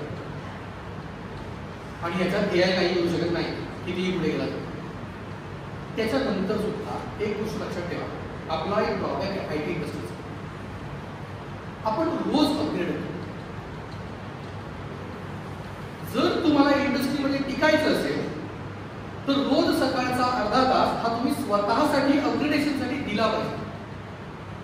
दिवसातला अर्धा तास, आम्ही अख्ख्या दिवसातला 24 तासातला अर्धा तास म्हणतोय, जो तुम्ही रील्समध्ये घालवता. कदाचित जास्त होतं. खरंच फोन बघितले तर त्याच्यात कळेल किती वेळ इंस्टाग्राम बघता. तो अर्धा तास रोज दिल्याचा फायदा असा होतो की 365 दिवसापैकी 5 दिवस तुम्ही सुट्टी दिली, नाही दिला, 360 दिवस जरी तुम्ही तो डेटा दिला, स्वतःचा वेळ दिला, तरीही 180 तास तुम्ही स्वतःसाठी पर इयर देता. तुम्ही अपग्रेड म्हणा. 3 महिन्याचे कॅश कोर्स करायला लागत नाही. नाही तर मग 3 महिन्याची फी भरायची, रोज 4 तास जाऊन बेसलेस लॉजिक. कारण तो जेव्हा शिकवतोय तेव्हा मार्केटमध्ये तिसरं काहीतरी लॉन्च पण होतं, ते विसरू नका. सगळ्यात पहिले कसं आहे की आता तुमच्याकडे आय थिंक CS ला तुम्हाला पायथनची सुरुवात करतात, सी ची सुरुवात करतात. एक कॉलेज आहे जे पायथनची सुरुवात करतात. का तर मार्केटमध्ये चालणारी आहे. अरे होय, पण त्याला चप्पल घालायचं कशी माहित नाही, चालायला पाहिजे होतं. बेस क्लिअर असेल तर तुम्हाला ऍडव्हान्स कळेल ना, नाही तर कळणार नाही. सो पुढची लाईन आपण त्याच्यावर बोलतो. काय करणार? सगळ्यात मोठी इंडस्ट्री रोबोटिक्स. जर इंटरेस्टेड असाल तर आजपासून सुरुवात करा. नॉलेज घ्या, जा, 50 वर्ष सुखात जगा. 60व्या वर्षी तसंही तुम्ही मला. त्याच्यामुळे रोबोट पट्टीपर्यंत जाते, तिसरं काहीतरी येईल, त्याने तुम्हाला काही कळत नाही. पहिली इंडस्ट्री. दुसरी industry AI industry. AI industry म्हणून जो काही तुम्ही बोलवाला टाकलाय, चॅट जीपीटी सगळे वापरता. त्याच्यात एक रूल आहे एआयचा. ही स्पेसिफिक एआयचा म्हटला तरीच आहे. तुमचा इनपुट प्रॉपर असेल तर आउटपुट प्रॉपर आहे. मला तुम्हाला शिकायचं आहे का? तुम्हाला इनपुट प्रॉपर देता आलं पाहिजे. आपल्याला त्याचीच वाव आहे. आम्हाला आमचं मत क्लिअरली मांडता पण येत नाही, बोलू. यायला काय करणार? यायला बदनाम करू नका. लोकांनी जेव्हा स्विगी आणि झोमॅटो आलो तेव्हा त्यालाही बदनाम केलं, पण त्याच्यामुळेच आज डिलिव्हरी बॉयची गरज आली. नाही तर डिलिव्हरी बॉय काय करणार होते? थोडासा वेगळा विचार करा. ॲमेझॉन फ्लिपकार्टला शिव्या द्या, मार्केटमध्ये काम करताय, तुमचं देणं प्राप्त आहे, पण त्याच्यामुळेच त्यांची गोडाऊन चालत आहेत, त्याच्यामुळे ट्रान्सपोर्ट लाईनला फायदा होतोय, त्याच्यामुळे पुढे परत सर्व्हिस सेक्टर चालतं. विदाऊट सेल सर्व्हिस चालत नाही. असं नाहीये की त्याने फरक पडला नाही मार्केटला, फरक पडला. अरे मग तुम्ही फिट व्हा मार्केटमध्ये. अजूनही एक बिझनेस आयडिया देतो, जर कोणी इंटरेस्टेड असेल आणि भरपूर पेशन्स असतील आयुष्यात तर करून बघा. प्रत्येक दुकानामध्ये सीसीटीव्ही आहे, बरोबर? त्या सीसीटीव्ही मध्ये मी जर AI जनरेटेड असं एखादा सॉफ्टवेअर क्रिएट करू शकतो की सीसीटीव्हीचा आत्ताचा डेटा उचलेल आणि माणसाच्या फेशियल एक्सप्रेशन्स वरनं सांगेल की तो काय घ्यायला. आता ही वाईड आहे रेंज, तुम्हाला नाही कळणार मी काय म्हणतोय, पण जर हेच तुम्ही डिमांड वाल्याला सांगितलं ना, तुम्ही सांगाल त्या किमतीला विकत घेईल. असं कारण माहिती,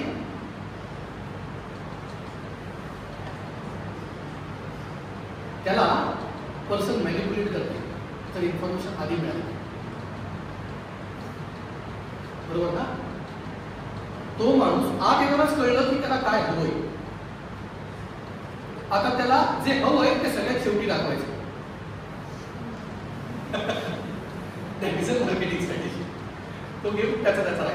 तुमचं काम काय आहे की तो डेटा क्रिएट करणं आणि त्या डेटाचा बेस वापरून तुम्हाला आउटपुट द्यायचं. हे जर करू शकला तर डिमांड, त्याच्यानंतर तुमचा आपला बाजार, जे कोणी मोठी इंडस्ट्री दिसते ते सगळ्यात पहिले तुमच्याला अप्रोच करतील.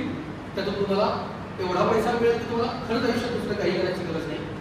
तो डेटा मेंटेन करणं एवढंच काम करायचं. अजून एक इंडस्ट्री अशीच आहे, काहीच वेगळं. आज सुद्धा AI वापरता न येणारे खूप जण आहेत. AI वापरायला शिकायचे इन्स्टिट्यूट टाकले तर आम्ही AI वापरायला शिकतो. AI तुम्हाला सगळा वापरता येतो, माहितीच नाही AI किती मोठा आहे. पण मग जर वापरायचीच इन्स्टिट्यूट ओपन केली तर आम्ही शिकवू कसा वापरायचा. मग AI ची किती टूल्स असू दे सगळी शिकू, पर टूल्स चार्जेस घ्या. आणि खरंच शिकवायला किती अक्कल लागते, काय शिकवायचं, काय शिकवायचं, इन्स्टिट्यूट टाकून काय शिकवणार, इनपुट द्यायला, ते तुम्ही ऑलरेडी करताय, बाकी काहीच करायचं नाहीये. फोटोशॉपचा AI आला नाही गेला, तुम्ही सांगाल त्या सिनेरिओमध्ये इमेज मध्ये तेवढंच वापरायला शिकवायचं. त्याचे लोक पैसे द्यायला तयार आहेत. आज अगदी मी म्हणतो सगळ्यात बेसिक एक्स्ट्रॉर्डनरी काही करूच नका. सोशल मीडियाची सिक्युरिटी कशी मेंटेन करायची याचे क्लासेस घेतले तरी चालते, पण आज बिकट अवस्था आहे, माहितीच नाही लोकांना. याच्या पलीकडे दुनिया आहे, पण सुरुवात तर करा, विचार तर करा. मुळात मार्केटमध्ये तुम्ही जेव्हा एखादी ऍडमिशन घेता किंवा एखाद्या ठिकाणी जाता तेव्हा तुम्ही सल्ला देऊ नका. आज तुम्ही डॉक्टरला जाऊन विचारता तो तेच सांगणार, नाही डॉक्टर काही शिल्लक नाही, बरोबर ना? कपडेवाला धंदा विचारत की नाही कपडे धंदा काही शिल्लक नाही का? आता गेली 5 वर्ष करतोय, त्याची अचिव्हमेंट त्याला मिळाली नाही म्हणून. पण हेच तुम्ही जर जाऊन अमन गुप्ताला विचारलं की इलेक्ट्रॉनिक्स इंजिनिअरिंग काय नाहीये का, तो येडा आहे, कोण कंपनी काढून बसलाय, त्याच्यावरच मोठा झाला ना. मुद्दा असा आहे की तुम्ही कोणाकडे सल्ला घेता त्याच्यावर डिपेंडेंट आहे तो सल्ला काय मिळणार आणि तो सल्ला कसा असायला हवा. तुम्ही जरी भविष्यात कोणाला सल्ला देणार असाल तर तो सल्ला असा असायला हवा की मुलगा विचारतोय कधी किंवा मुलगी विचारते कधी काय करू. 12वी पास आउट झाल्यानंतर जर एखादा मुलगा किंवा मुलगी तुम्हाला विचारणार असेल की मी काय करू तर तुम्ही आधी अंदाज घ्या की 5 वर्षानंतर ती मुलगी किंवा मुलगा बाहेर पडणारे शिक्षण पूर्ण करू, आत्ता नाही. IT मधलं रिसेशन 2007 साली आलं माहितीये का? त्याची सगळ्यात मोठी चूक कुठे झाली माहितीये? 2003 साली. 2003 मध्ये IT इंडस्ट्री एवढ्या बंपला होती की आता IT इंडस्ट्री शिवाय जगणंच अशक्य आहे, या लेवलला लोक गेली आणि सगळ्यांनी IT मध्ये ऍडमिशन घेतलं. आणि 2007 आलं तोपर्यंत असं लक्षात आलं की IT मध्ये गरजच नाही. तेव्हा ते रिसेशन ठीक झालं आणि 10,000 एम्प्लॉई एकदम भारतात मोकळे झाले आणि मग आपल्याकडे फ्रॉडचं प्रमाण वाढलं, रिकामं होतं. याच्या पलीकडे दुनिया आहे. तुम्ही डिसिजन घेताना पुढचा विचार करून घ्या. मी रोबोटिक्स तुम्हाला आज सांगतोय कारण आज तुम्हाला ते मार्केटमध्ये दिसत नाहीये. 5 वर्षांनी रोबोटिक्सची दुनिया असणार आहे. आजपासून सुरुवात करा, 5 वर्षांनी घ्या. रोबोटिक्स शिकवण्यासाठी म्हणून एक इन्स्टिट्यूट रत्नागिरीमध्ये सुरू झाली, पण ती खूप बेसिक्स लेवलला शिकवते. म्हणजे अगदी पहिली दुसरीच्या मुलांपासून सुरुवात केली त्यांनी. So be ready for that. ती जनरेशन आपल्या एक्सपेक्ट पुढे असणार कारण ते रोबोटिक्स बरोबर जन्माला येणार. आणि हेच तुम्ही तुमच्या आई बाबांना सांगितलं तर त्यांना पटणार नाही, कारण त्यांनी बैलगाडी पण बघितली आणि आज ते रेंज रोव्हर पण बघतात. हा बेसिक फरक आहे. त्या पिढीने खूप ड्रास्टिक चेंजेस बघितले, त्याच्यामुळे ती पिढी लगेच ऍक्सेप्ट नाही करणार. थोडासा स्वतःसाठी विचार करा आणि मग डिसाईड करा. आता आपला सब्जेक्ट सायबर सिक्युरिटीमध्ये स्कोप आहे का? कोणी आहे इंटरेस्टेड सायबर सिक्युरिटीमध्ये जाणार? 1 2 3 4 5 6 तुमचीच कंपनी टाका लागतात 6 जण जा.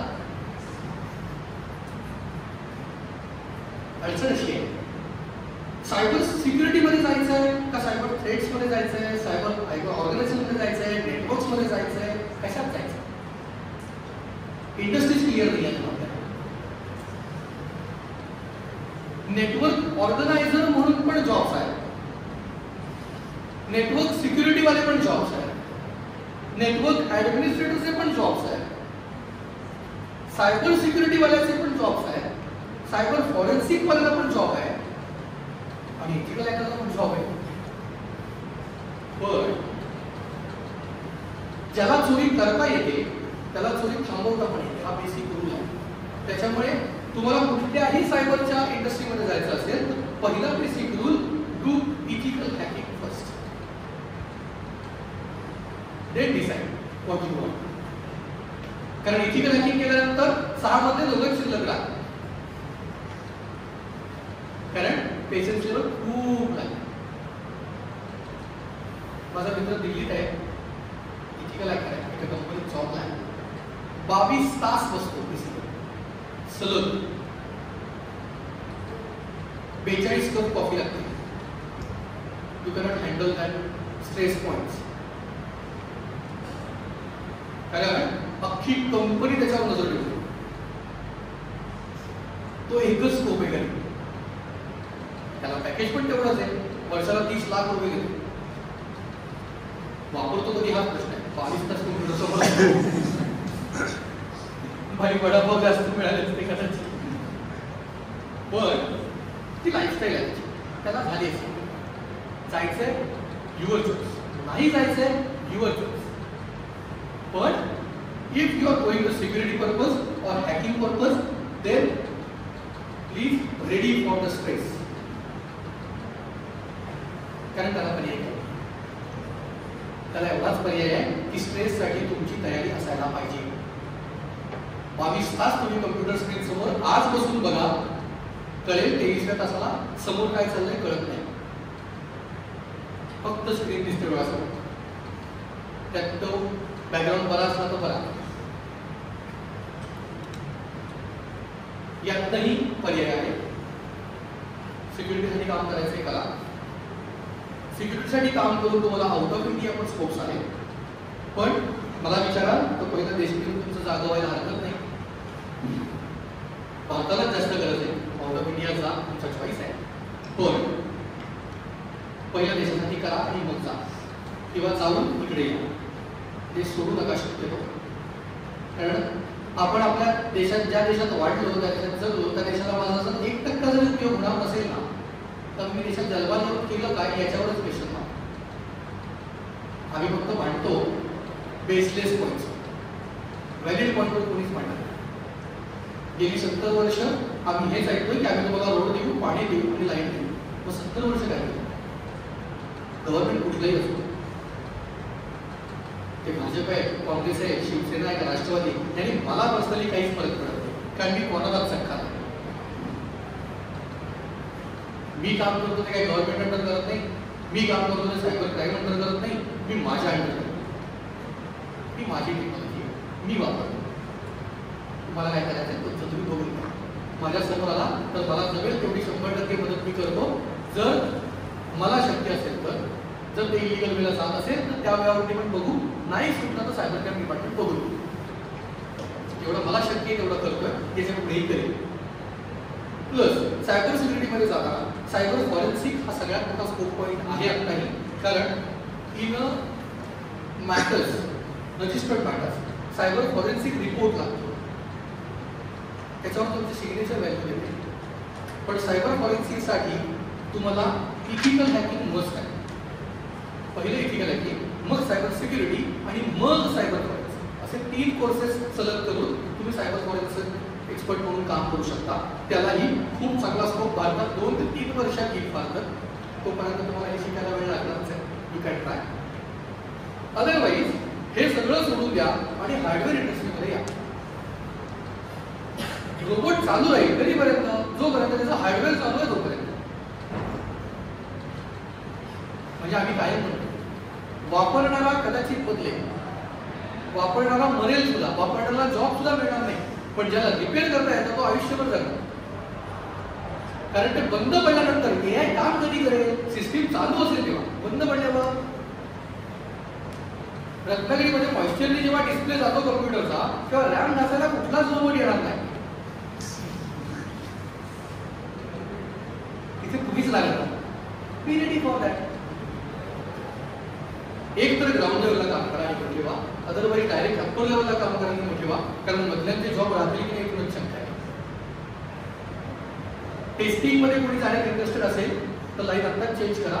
टेस्टिंगचे जॉब पुढच्या 3 ते 4 वर्षात जातील, कारण ऑलरेडी इन्फोसिस, टाटा, महिंद्रा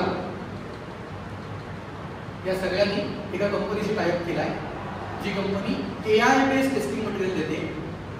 सो पुढच्या 3 वर्षात टेस्टिंग मध्ये जय महाराष्ट्र की परत नवीन ठिकाणी या, तोपर्यंत तुम्ही तयार राहा. डेटा सायन्स बेटर ऑप्शन आहे, पण किती टिकेल याच्यावर मी साशंक आहे, कारण डेटा सायन्स परत एआय बेसवर जाईल. कारण डेटा सायन्स तसंही ऑटोमेटेड सिस्टीम्स आहे, त्याच्यात एआय बेस करणं खूप कठीण नाही आहे. सो डेटा सायन्स हा तुम्हाला जगायचे 5-10 वर्ष असेल तर ठीक आहे, अदरवाईज तुम्ही त्या ऑप्शनला जाऊ नका असं माझं वैयक्तिक मत आहे. चॉईसेस युअर्स, करिअर आहे. पण हे सगळे चॉईस करत असताना एक गोष्ट विसरू नका की तुम्हाला जगायचं पण आहे. तुम्हाला एक गंमत म्हणून गोष्ट सांगतो. ससा आणि कासवाची गोष्ट माहिती सगळ्यांना. शर्यत लावली, ससा जोरात गळत गेला, रानात काय रात खाल्लं, पाणी प्यायला झोपला, कासव हळूहळू पुढे गेलं, कासव जिंकलं, मग ससा उठला, मग मागं धावत गेला, त्याला कळलं की कासव जिंकलं. ह्या सगळ्या कासव जिंकलं म्हणून सत्कार झाला, ससा हरला म्हणून ससाला शिव्या दिल्या नाही. यात जगला कोण? ससा. का? त्याला भूक लागली नाही खाल्लं, त्याला झोप आली, तो झोपला. पोचला कुठे? कासव जिथे पोचला तिथेच पोचला की. कासवांचा मध्ये काय झेंडा लावलं? तुम्हाला कळलं पाहिजे ह्या सगळ्यात जगायचं पण आहे, कारण फॉर फ्युचर मला माहीत नसेल तर आपला डिप्रेशन रेशो पण वाढतो. भारत देशाचा डिप्रेशन रेशो पण वाढतोय आणि तो यंग जनरेशनमध्ये जास्त वाढतोय बिकॉज ऑफ जॉब नाही. जॉब आहे तिथे प्रेशर्स आहे, रिलेशन्स तुमची क्लिअर नाही आहे आयुष्यात. मित्र आहे तर आहे, मैत्रीण आहे तर आहे, भाऊ आहे तर आहे, एवढं क्लिअर तुमचं नाही आहे. ते करा, कारण ॲज पर रेकॉर्ड्स सगळ्यात आनंदी माणूस जेव्हा ट्रेस आउट केले गेले 100 लोकांना एका इन्स्टिट्यूटने, अमेरिकन इन्स्टिट्यूटनी पहिल्या जन्माला आल्यापासून मरेपर्यंत ट्रेस पॉईंट्स काढले, तेव्हा असं लक्षात आलं की त्यातल्या सगळ्यात आनंदी माणूस एकच होता ज्याची रिलेशन्स क्लिअर होती. पैसा सगळ्यांकडे सारखा होता, काहीच फरक पडला नाही पैसा. सो रिलेशन्स क्लिअर ठेवा. तुम्हाला काय हवंय, काय नकोय, कुठे हवंय, कुठे नको. तुम्ही क्लिअर असाल तर समाज काय म्हणतो याने फरक पडत नाही, कारण समाजाची अडचण काय माहितीये, तुम्ही दारू प्यायलात की हा बेवडा झाला, दारू नाही प्यायलात नाही की अरे काय करू काय, दोन्ही बाजूनी बोलणार आहे. सो ते इग्नोर करा. पण तुम्हाला माहिती तुम्ही बरोबर आहात का चुकीचे आहात, आणि तुम्हाला असं वाटत असेल की तुम्ही चुकीचे आहात आणि तुम्ही सिद्ध करताय तुम्ही बरोबर आहात, तर कॉंग्रॅट्स. 5 वर्षात तुमचं तुम्हाला कळेल की तुम्ही चुकीचे आहात. थोडंसं बाहेर क्लिअरन्स द्या. क्लिअरन्स तुमच्याकडे ठेवा, समोरच्याला द्या. सॉर्टेड. करिअर चॉईस करताना इंटरनेट सर्च करा. जेवढे जास्त वाचता येईल तेवढे अहवाल वाचा. विकिपीडियावर खूप नॉलेज भरलेलं आहे, ते घ्या आणि मग डिसाईड करा की काय होणार आहे. फॉर न्यू इन्फॉर्मेशन टाटा पे येते माहिती ना. एक जॉब ऑपॉर्च्युनिटी अजून ओपन होणार आहे, कारण टाटा अख्खी पेइंग सिस्टीम लॉन्च करते. मी ready for that. You can join them. शोधा कुठून कसा मार्ग आहे, त्यांच्यापर्यंत पोचता येतं का, पोचता येतं तुम्हाला मार्ग मिळाला तर तो शोधा. इंस्टाग्रामवर कच्चावर सोडून बाकी पण बघितलं तर भरपूर गोष्टी आहेत, त्याही बघा. चांगल्या गोष्टी शेअर करा.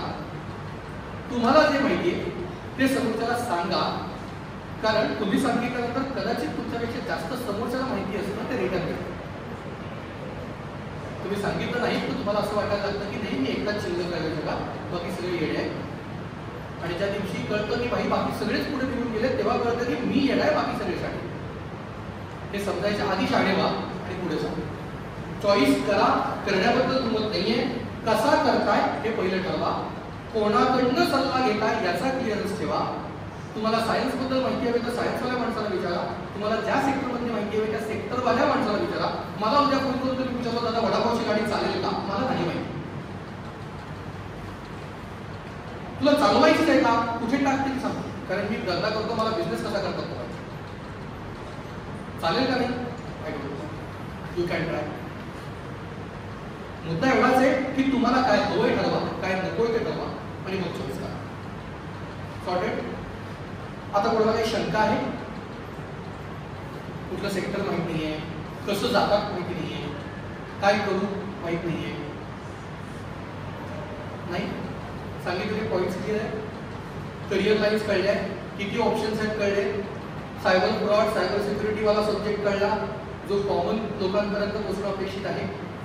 आता मी प्रत्येक सेमिनार संपवताना 2 गोष्टी सांगतो. त्या सांगतो.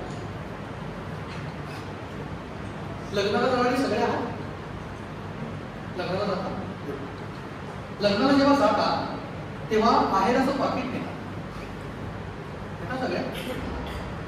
तुम्ही नेत नसता घरच्यांना बघायला तर घरचे नेतात, पण तुमच्याकडे आहेराचं पाकिट जातं. आता नवीन फराड आहे आहेर आणलं, पण त्या वाक्यात पण गंमत आहे, तुम्हाला कळत नाही. वरती काय केलं पाहिजे, तुमची उपस्थिती हाच आमचा आहे आणि खाली तर आहेर आणू नये. म्हणजे काय, तुम्ही येऊ नका. अडचण अशी आहे की तुम्ही लग्नाला जाता, लग्नाला गेल्यानंतर तुम्ही आहेराचं पाकिट देता, तो तुमचा चॉईस आहे, तुम्ही द्या नका देऊ. पण त्यात एक मेंटॅलिटी आहे माहिती. जर तुमच्या घरात कोणाचं लग्न झालं असेल मोठ्याचं, तुमचं कोणाचं झालं असण्याची शक्यता नाही म्हणून मी मोठ्याचं म्हटलं, तर तिथे असा सिनेरिओ आहे की अरे नाही तो ना दीदीच्या लग्नात आला होता, त्याने 500चं पाकिट दिलं होतं, सो त्याच्या मुलाच्या लग्नात आपल्याला 500चं पाकिट द्यायचं आहे, राईट. पण जेव्हा मी लग्न ठरवतो तेव्हा त्याचा खर्च मी ठरवतो, अरे बरोबर ना. मी आहेर मला गेला मी खर्च करेन असं ठरवतो लग्न नाही ना. आणि जे लग्न खर्च ठरवून केलं जात नाही ते पळून जाऊन करतात, त्याला 300 रुपयाचा बॉन्ड पेपर लागतो. काय खूप मोठा खर्च नाही आहे, सो तो तुमचा वडापावचा खर्च तेवढाच आहे. त्यांचा काही सब्जेक्टच नाही आहे, ठरवून करणाऱ्यांचा विषय हा सगळा. त्या लग्नाला तुम्ही जाऊन आहेराचं पाकिट देता, जेवून येता, जेवणाला नावं ठेवता, हा तुझा परत येतो. ही प्रोसिजर कायम चालते, ती तशीच चालते, त्याच्याबद्दल मला काहीच म्हणायचं. पण जेव्हा तुम्ही हॉस्पिटलला भेटायला जाता तेव्हा पाकिट का देत नाही.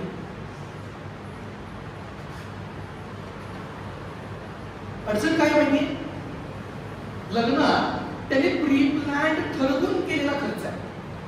तुम्ही द्याच, मदतच आहे, त्याच्याबद्दल दुमतच नाही. पण आजारपण प्री प्लॅन नसतं ना.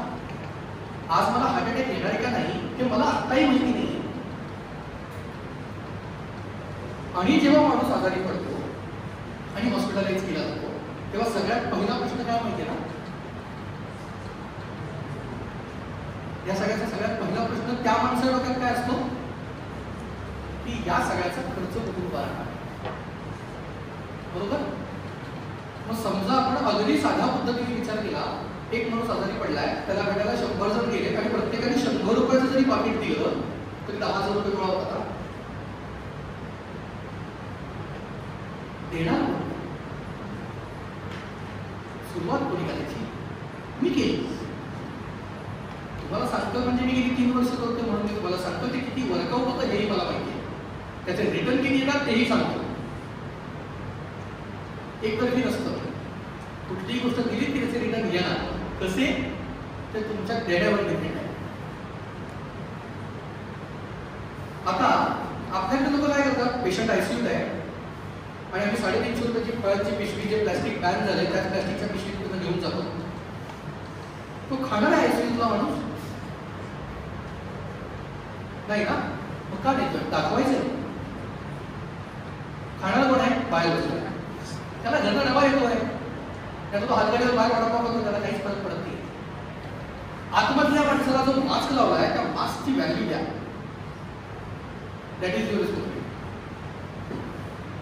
हेल्थ इन्शुरन्सच्या सगळ्या कंपन्या बंद करून टाकू.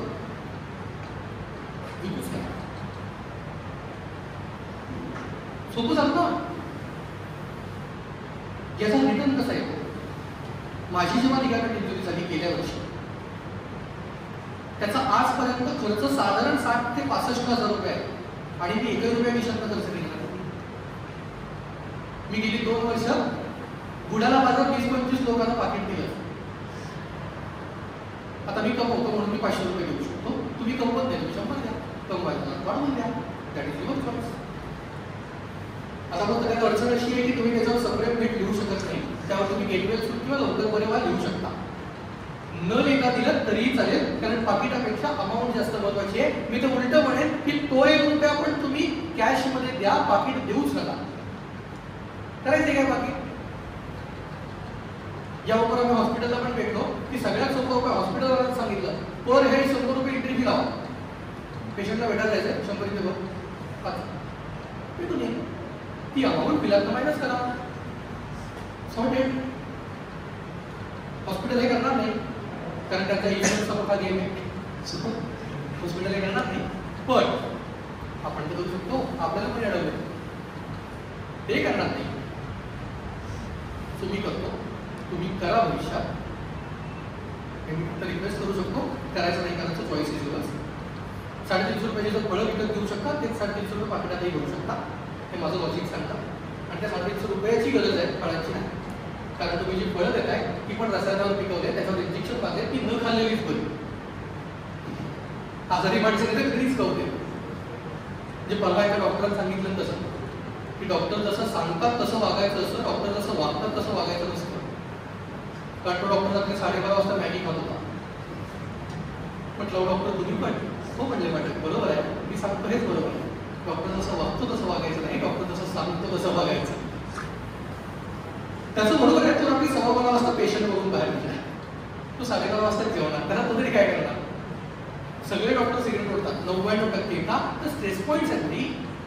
पण स्ट्रेस पॉईंटला कॉफी पण चालते, सिगरेट का होतं ते त्याला माहिती. स्ट्रेस पॉईंट मला पण आहे, मी पण कॉफीवर मागवली. एक विषय कळला आहे, त्याला रिप्लेस करू हॉस्पिटलला. दुसरी गोष्ट, तुमच्याकडे सगळ्यांकडे स्मार्टफोन्स आहेत बरोबर. अगदी साधा फोन असला तरी काही फरक नाही पडत. आपले ट्रिक अगदी बेसिक असतं, त्याच्यामुळे खूप मोठं काही एक्स्ट्रॉर्डनरी स्मार्टफोनच पाहिजे असं काही नाही. तुमच्या कॉन्टॅक्ट लिस्टमध्ये जी लोक आहेत त्या सगळ्यांचं घरगुत माहिती आहे नाही. तुम्हाला एक गंमत सांगतो. एका डॉक्टरने एक स्टेटमेंट दिलं होतं गेल्या वर्षी की आजची कंडिशन अशी आहे की सीझर शिवाय कोणी जन्माला येत नाही, व्हेंटिलेटर शिवाय कोणी मरत नाही. खरंच रियालिटी येते. सो त्याला एक सोल्युशन आहे. रात्री 2 वाजता चुराडीमध्ये आमचा पेशंट ऍडमिट असतो आणि आम्हाला चिरवरून सांगितलं होतं की आम्हाला A निगेटिव्ह तेव्हा आम्ही काय करतो, आम्ही ब्लड बँकमध्ये जातो. ब्लड बँकवाले सांगतात हे निगेटिव्ह ब्लड नाही कारण रेअर ग्रुप आहे. बरोबर. तुम्ही दुसऱ्या ब्लड बँकेत गेला, दुसऱ्या ब्लड बँकेत पण अवस्था तीच असते. त्याच्यावर लोक सांगतात नाही डोनेशन वाढवा, ब्लड डोनेट जेवढं जास्त करा तेवढं चांगलं. पण जेवढं जास्त करा तेवढं चांगलं हे वाक्य चुकीचं आहे. याचं कारण असं आहे की तुम्ही दिलेलं ब्लड एकदा डोनेट केलं की 56 दिवसांनी एक्सपायर होतं. 57 दिवसांनी वापरता येत नाही. 56 दिवसानंतर ते ब्लड उपयोगाचं नाही आहे. 56 दिवसानंतर ते कंटेनरमध्ये भरलं जातं आणि ते एका मोठ्या कंपनीला विकलं जातं.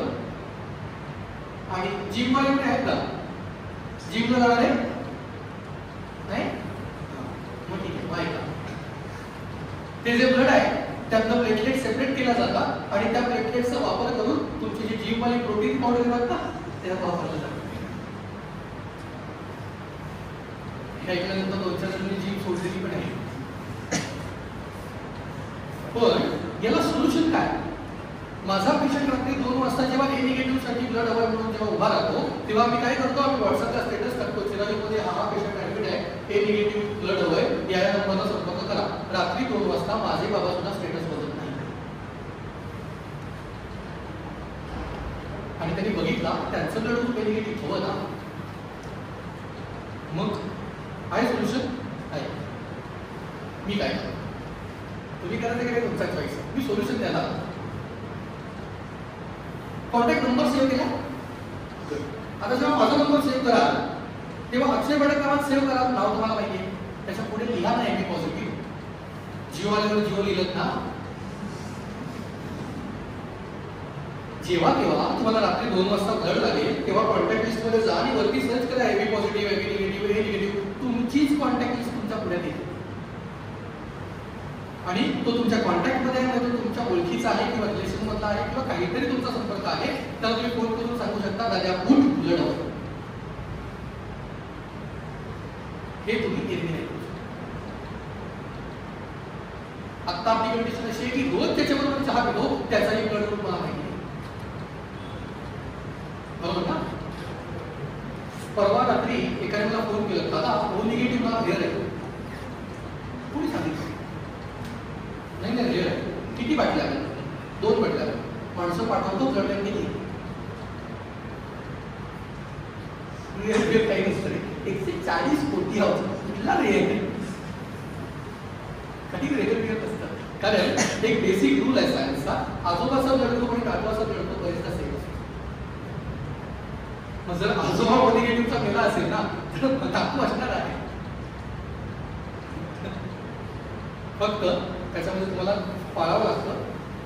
ब्लड द्यायच्या आधी तुम्ही ड्रिंक आणि स्मोकिंग करू शकत नाही. इंजुरी सुटेल त्याच्यावर लिहिलेलं असतं, तरी आम्ही करतो.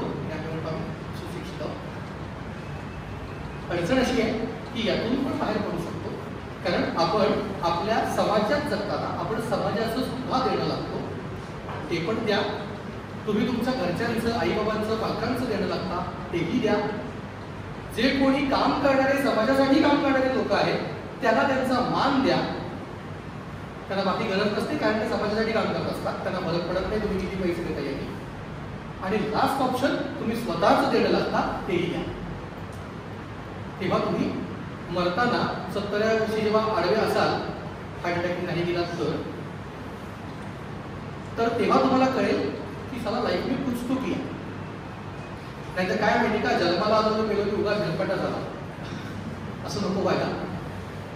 कुठेतरी 1% स्वतःकडनं द्या, समोर 99% येतात. हे मी अनुभवलंय. याच्या पुढेही काळजी घ्या, आजही घ्या. काय ज्यांनी घेतली नाहीये त्यांच्यापर्यंत पण पोचवा. काळजी काय घ्या. थोडासा क्लिअर माइंडसेट ठेवा. चॉईस करा काय करायचंय काय नाही करायचंय. तुम्हाला एखादी गोष्ट करायची ती पण बाय चॉईस केली जाते. तुम्हाला एखादी गोष्ट नाही करायची ती पण बाय चॉईस केली जात नाही. माझ्याकडे पर्याय नव्हता असं काही नसतं जगात. सगळ्याला ऑप्शन असतात. तुम्ही तो निवड टाकला त्याच्यावर की तुमचं काय होणार. चॉईस करा, एन्जॉय करा. माझा नंबर देतोय, तो नंबर सेव्ह करायचा नाही करायचा चॉईस सेव्ह केला तर माझ्या ब्रॉडकास्ट लिस्टमध्ये ॲड व्हायचं असेल. आता मी ब्रॉडकास्ट लिस्टमध्ये काय टाकतो या दिवसात व्हॉट्सअपची ब्रॉडकास्ट लिस्ट आहे. व्हॉट्सअपच्या ब्रॉडकास्ट लिस्टमध्ये रेग्युलर फ्रॉड्स अपडेट्स जे काही असतील, UPI रिलेटेड असेल, हॅकिंग रिलेटेड असेल, कुठे काही नवीन आलंय, नवीन डिसाईड झालंय, काही सेटिंग्स बदलली आहेत, काही सिक्युरिटी पॅचेस ॲड झाले, त्याच्याने काही अकाउंट्समध्ये बदल होत आहे, तर हे सगळे आपण त्या ब्रॉडकास्ट लिस्टवर अपडेट करतो. त्याच्यावर मी लेख लिहितो, मी स्पेसिफिक मराठीत लिहितो, सगळ्यांना अंदाज लावेल म्हणून, आणि ते ब्रॉडकास्ट लिस्टवर शेअर करतो. पण माझ्या ब्रॉडकास्ट लिस्टमध्ये ॲड व्हायचं असेल तर 3 नियम आहेत, ते पाळावे लागतात. सगळ्यात पहिला, मला माझ्या व्हॉट्सअपवर जेव्हा तुम्ही मेसेज करा तेव्हा तुमचं नाव, कॉलेजचा रेफरन्स आणि ब्लड ग्रुप, 3 गोष्टी तुम्ही सांगितल्याशिवाय माझ्याकडे कॉन्टॅक्ट मी सेव्ह करत नाही. आणि माझ्याकडे कॉन्टॅक्ट सेव्ह असायला हवा, तोच माझा नंबर तुमच्याकडेही सेव्ह असायला हवा, तर ब्रॉडकास्ट लिस्टचा मेसेज तुमच्यापर्यंत येतो, अदरवाईज येत नाही. तुम्ही म्हणाल सरांना नंबर पाठवला, माझ्याकडे सरांचा नंबर सेव्ह नाही केला, तर तुम्हाला त्याचा उपयोग काहीही नाही. जर ब्रॉडकास्ट लिस्टमध्ये ॲड व्हायचं असेल तर. नसेल व्हायचं, choice is yours, life is yours. Number सांगतोय, घ्या. मराठीत सांगू का इंग्लिशमध्ये सांगायला म्हणतोय? इंग्लिश 9420203499 9420203499. नाव तुम्हाला माहिती असावं, अक्षय पाठक, लडू AB पासून.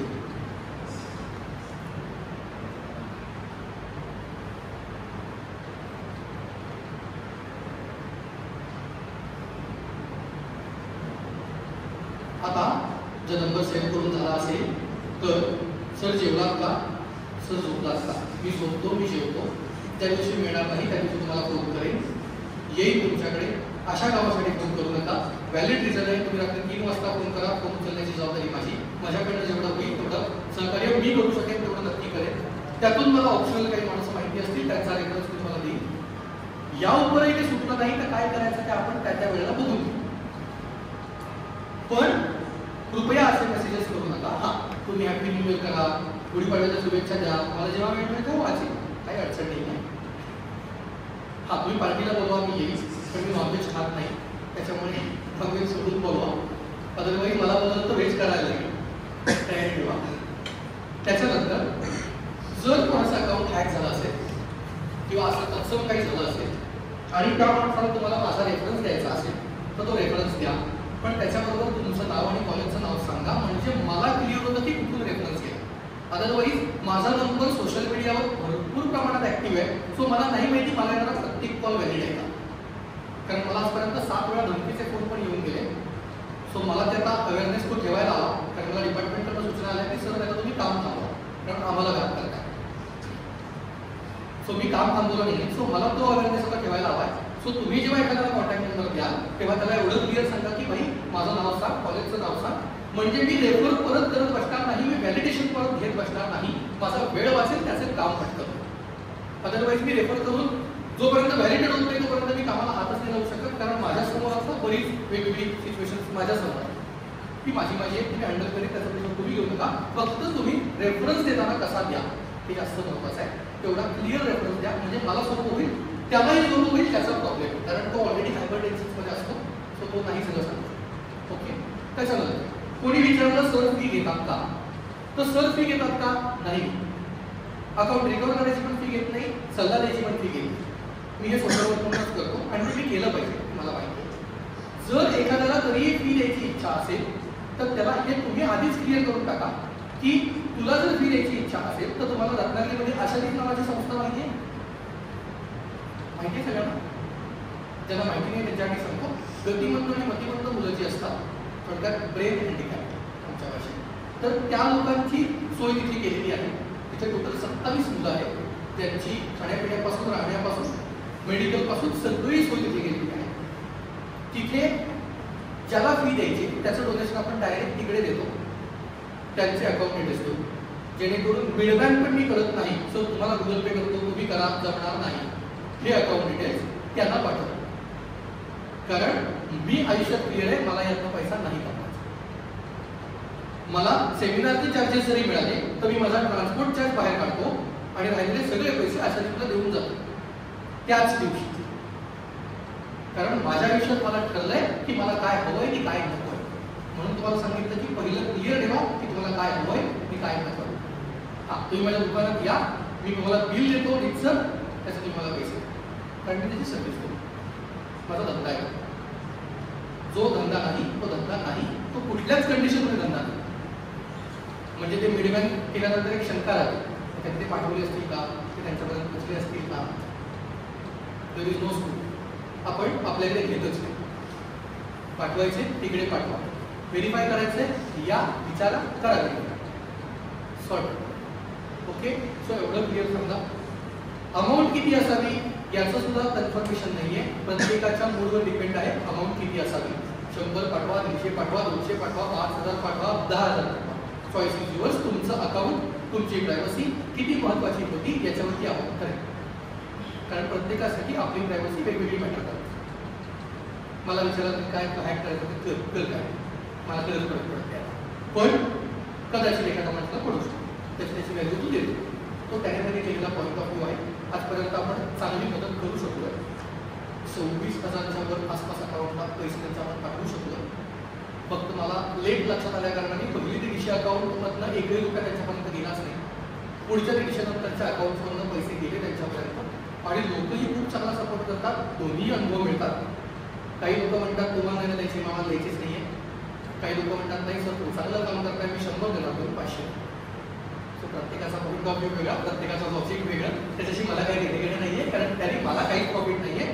झाला तर तो त्यांना होईल, तो त्यांना होईल, नाही होईल त्याच्याशी मला काही मोठा फरक पडणार नाही आहे. माझ्याकडे जेवढं शक्य तेवढं मी करतो, आणि यापुढे करत राहील. आज घेत नाही, इथे सांगितले घेत नाही, आणि कॉलवर घेतो असं होणार नाही. You can verify with your friends. कोणी ओळखीचे असतील, कोणी मला ओळखत असतील तर, जर असेल कोणी तर विचारू शकता, काहीही अडचण नाही. त्यातून व्हेरीफाय करायचं आहे का अशा मित्र जाऊन भेटा, इथे तुम्हाला इथे इन्फॉर्मेशन मिळते. सॉर्टेड. हां, आता कोणाला काही शंका असेल तर सांगा, बोलूया, अदरवाईज थांबूया. All set, done, thank you.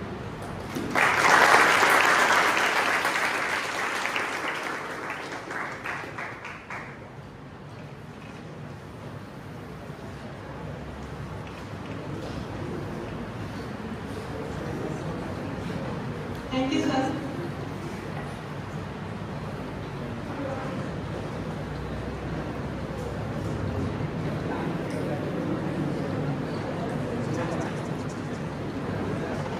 So as we conclude this enlightening session on cybersecurity, I extend my heartfelt gratitude to Dr. Akshay Pathak sir for sharing his invaluable insights.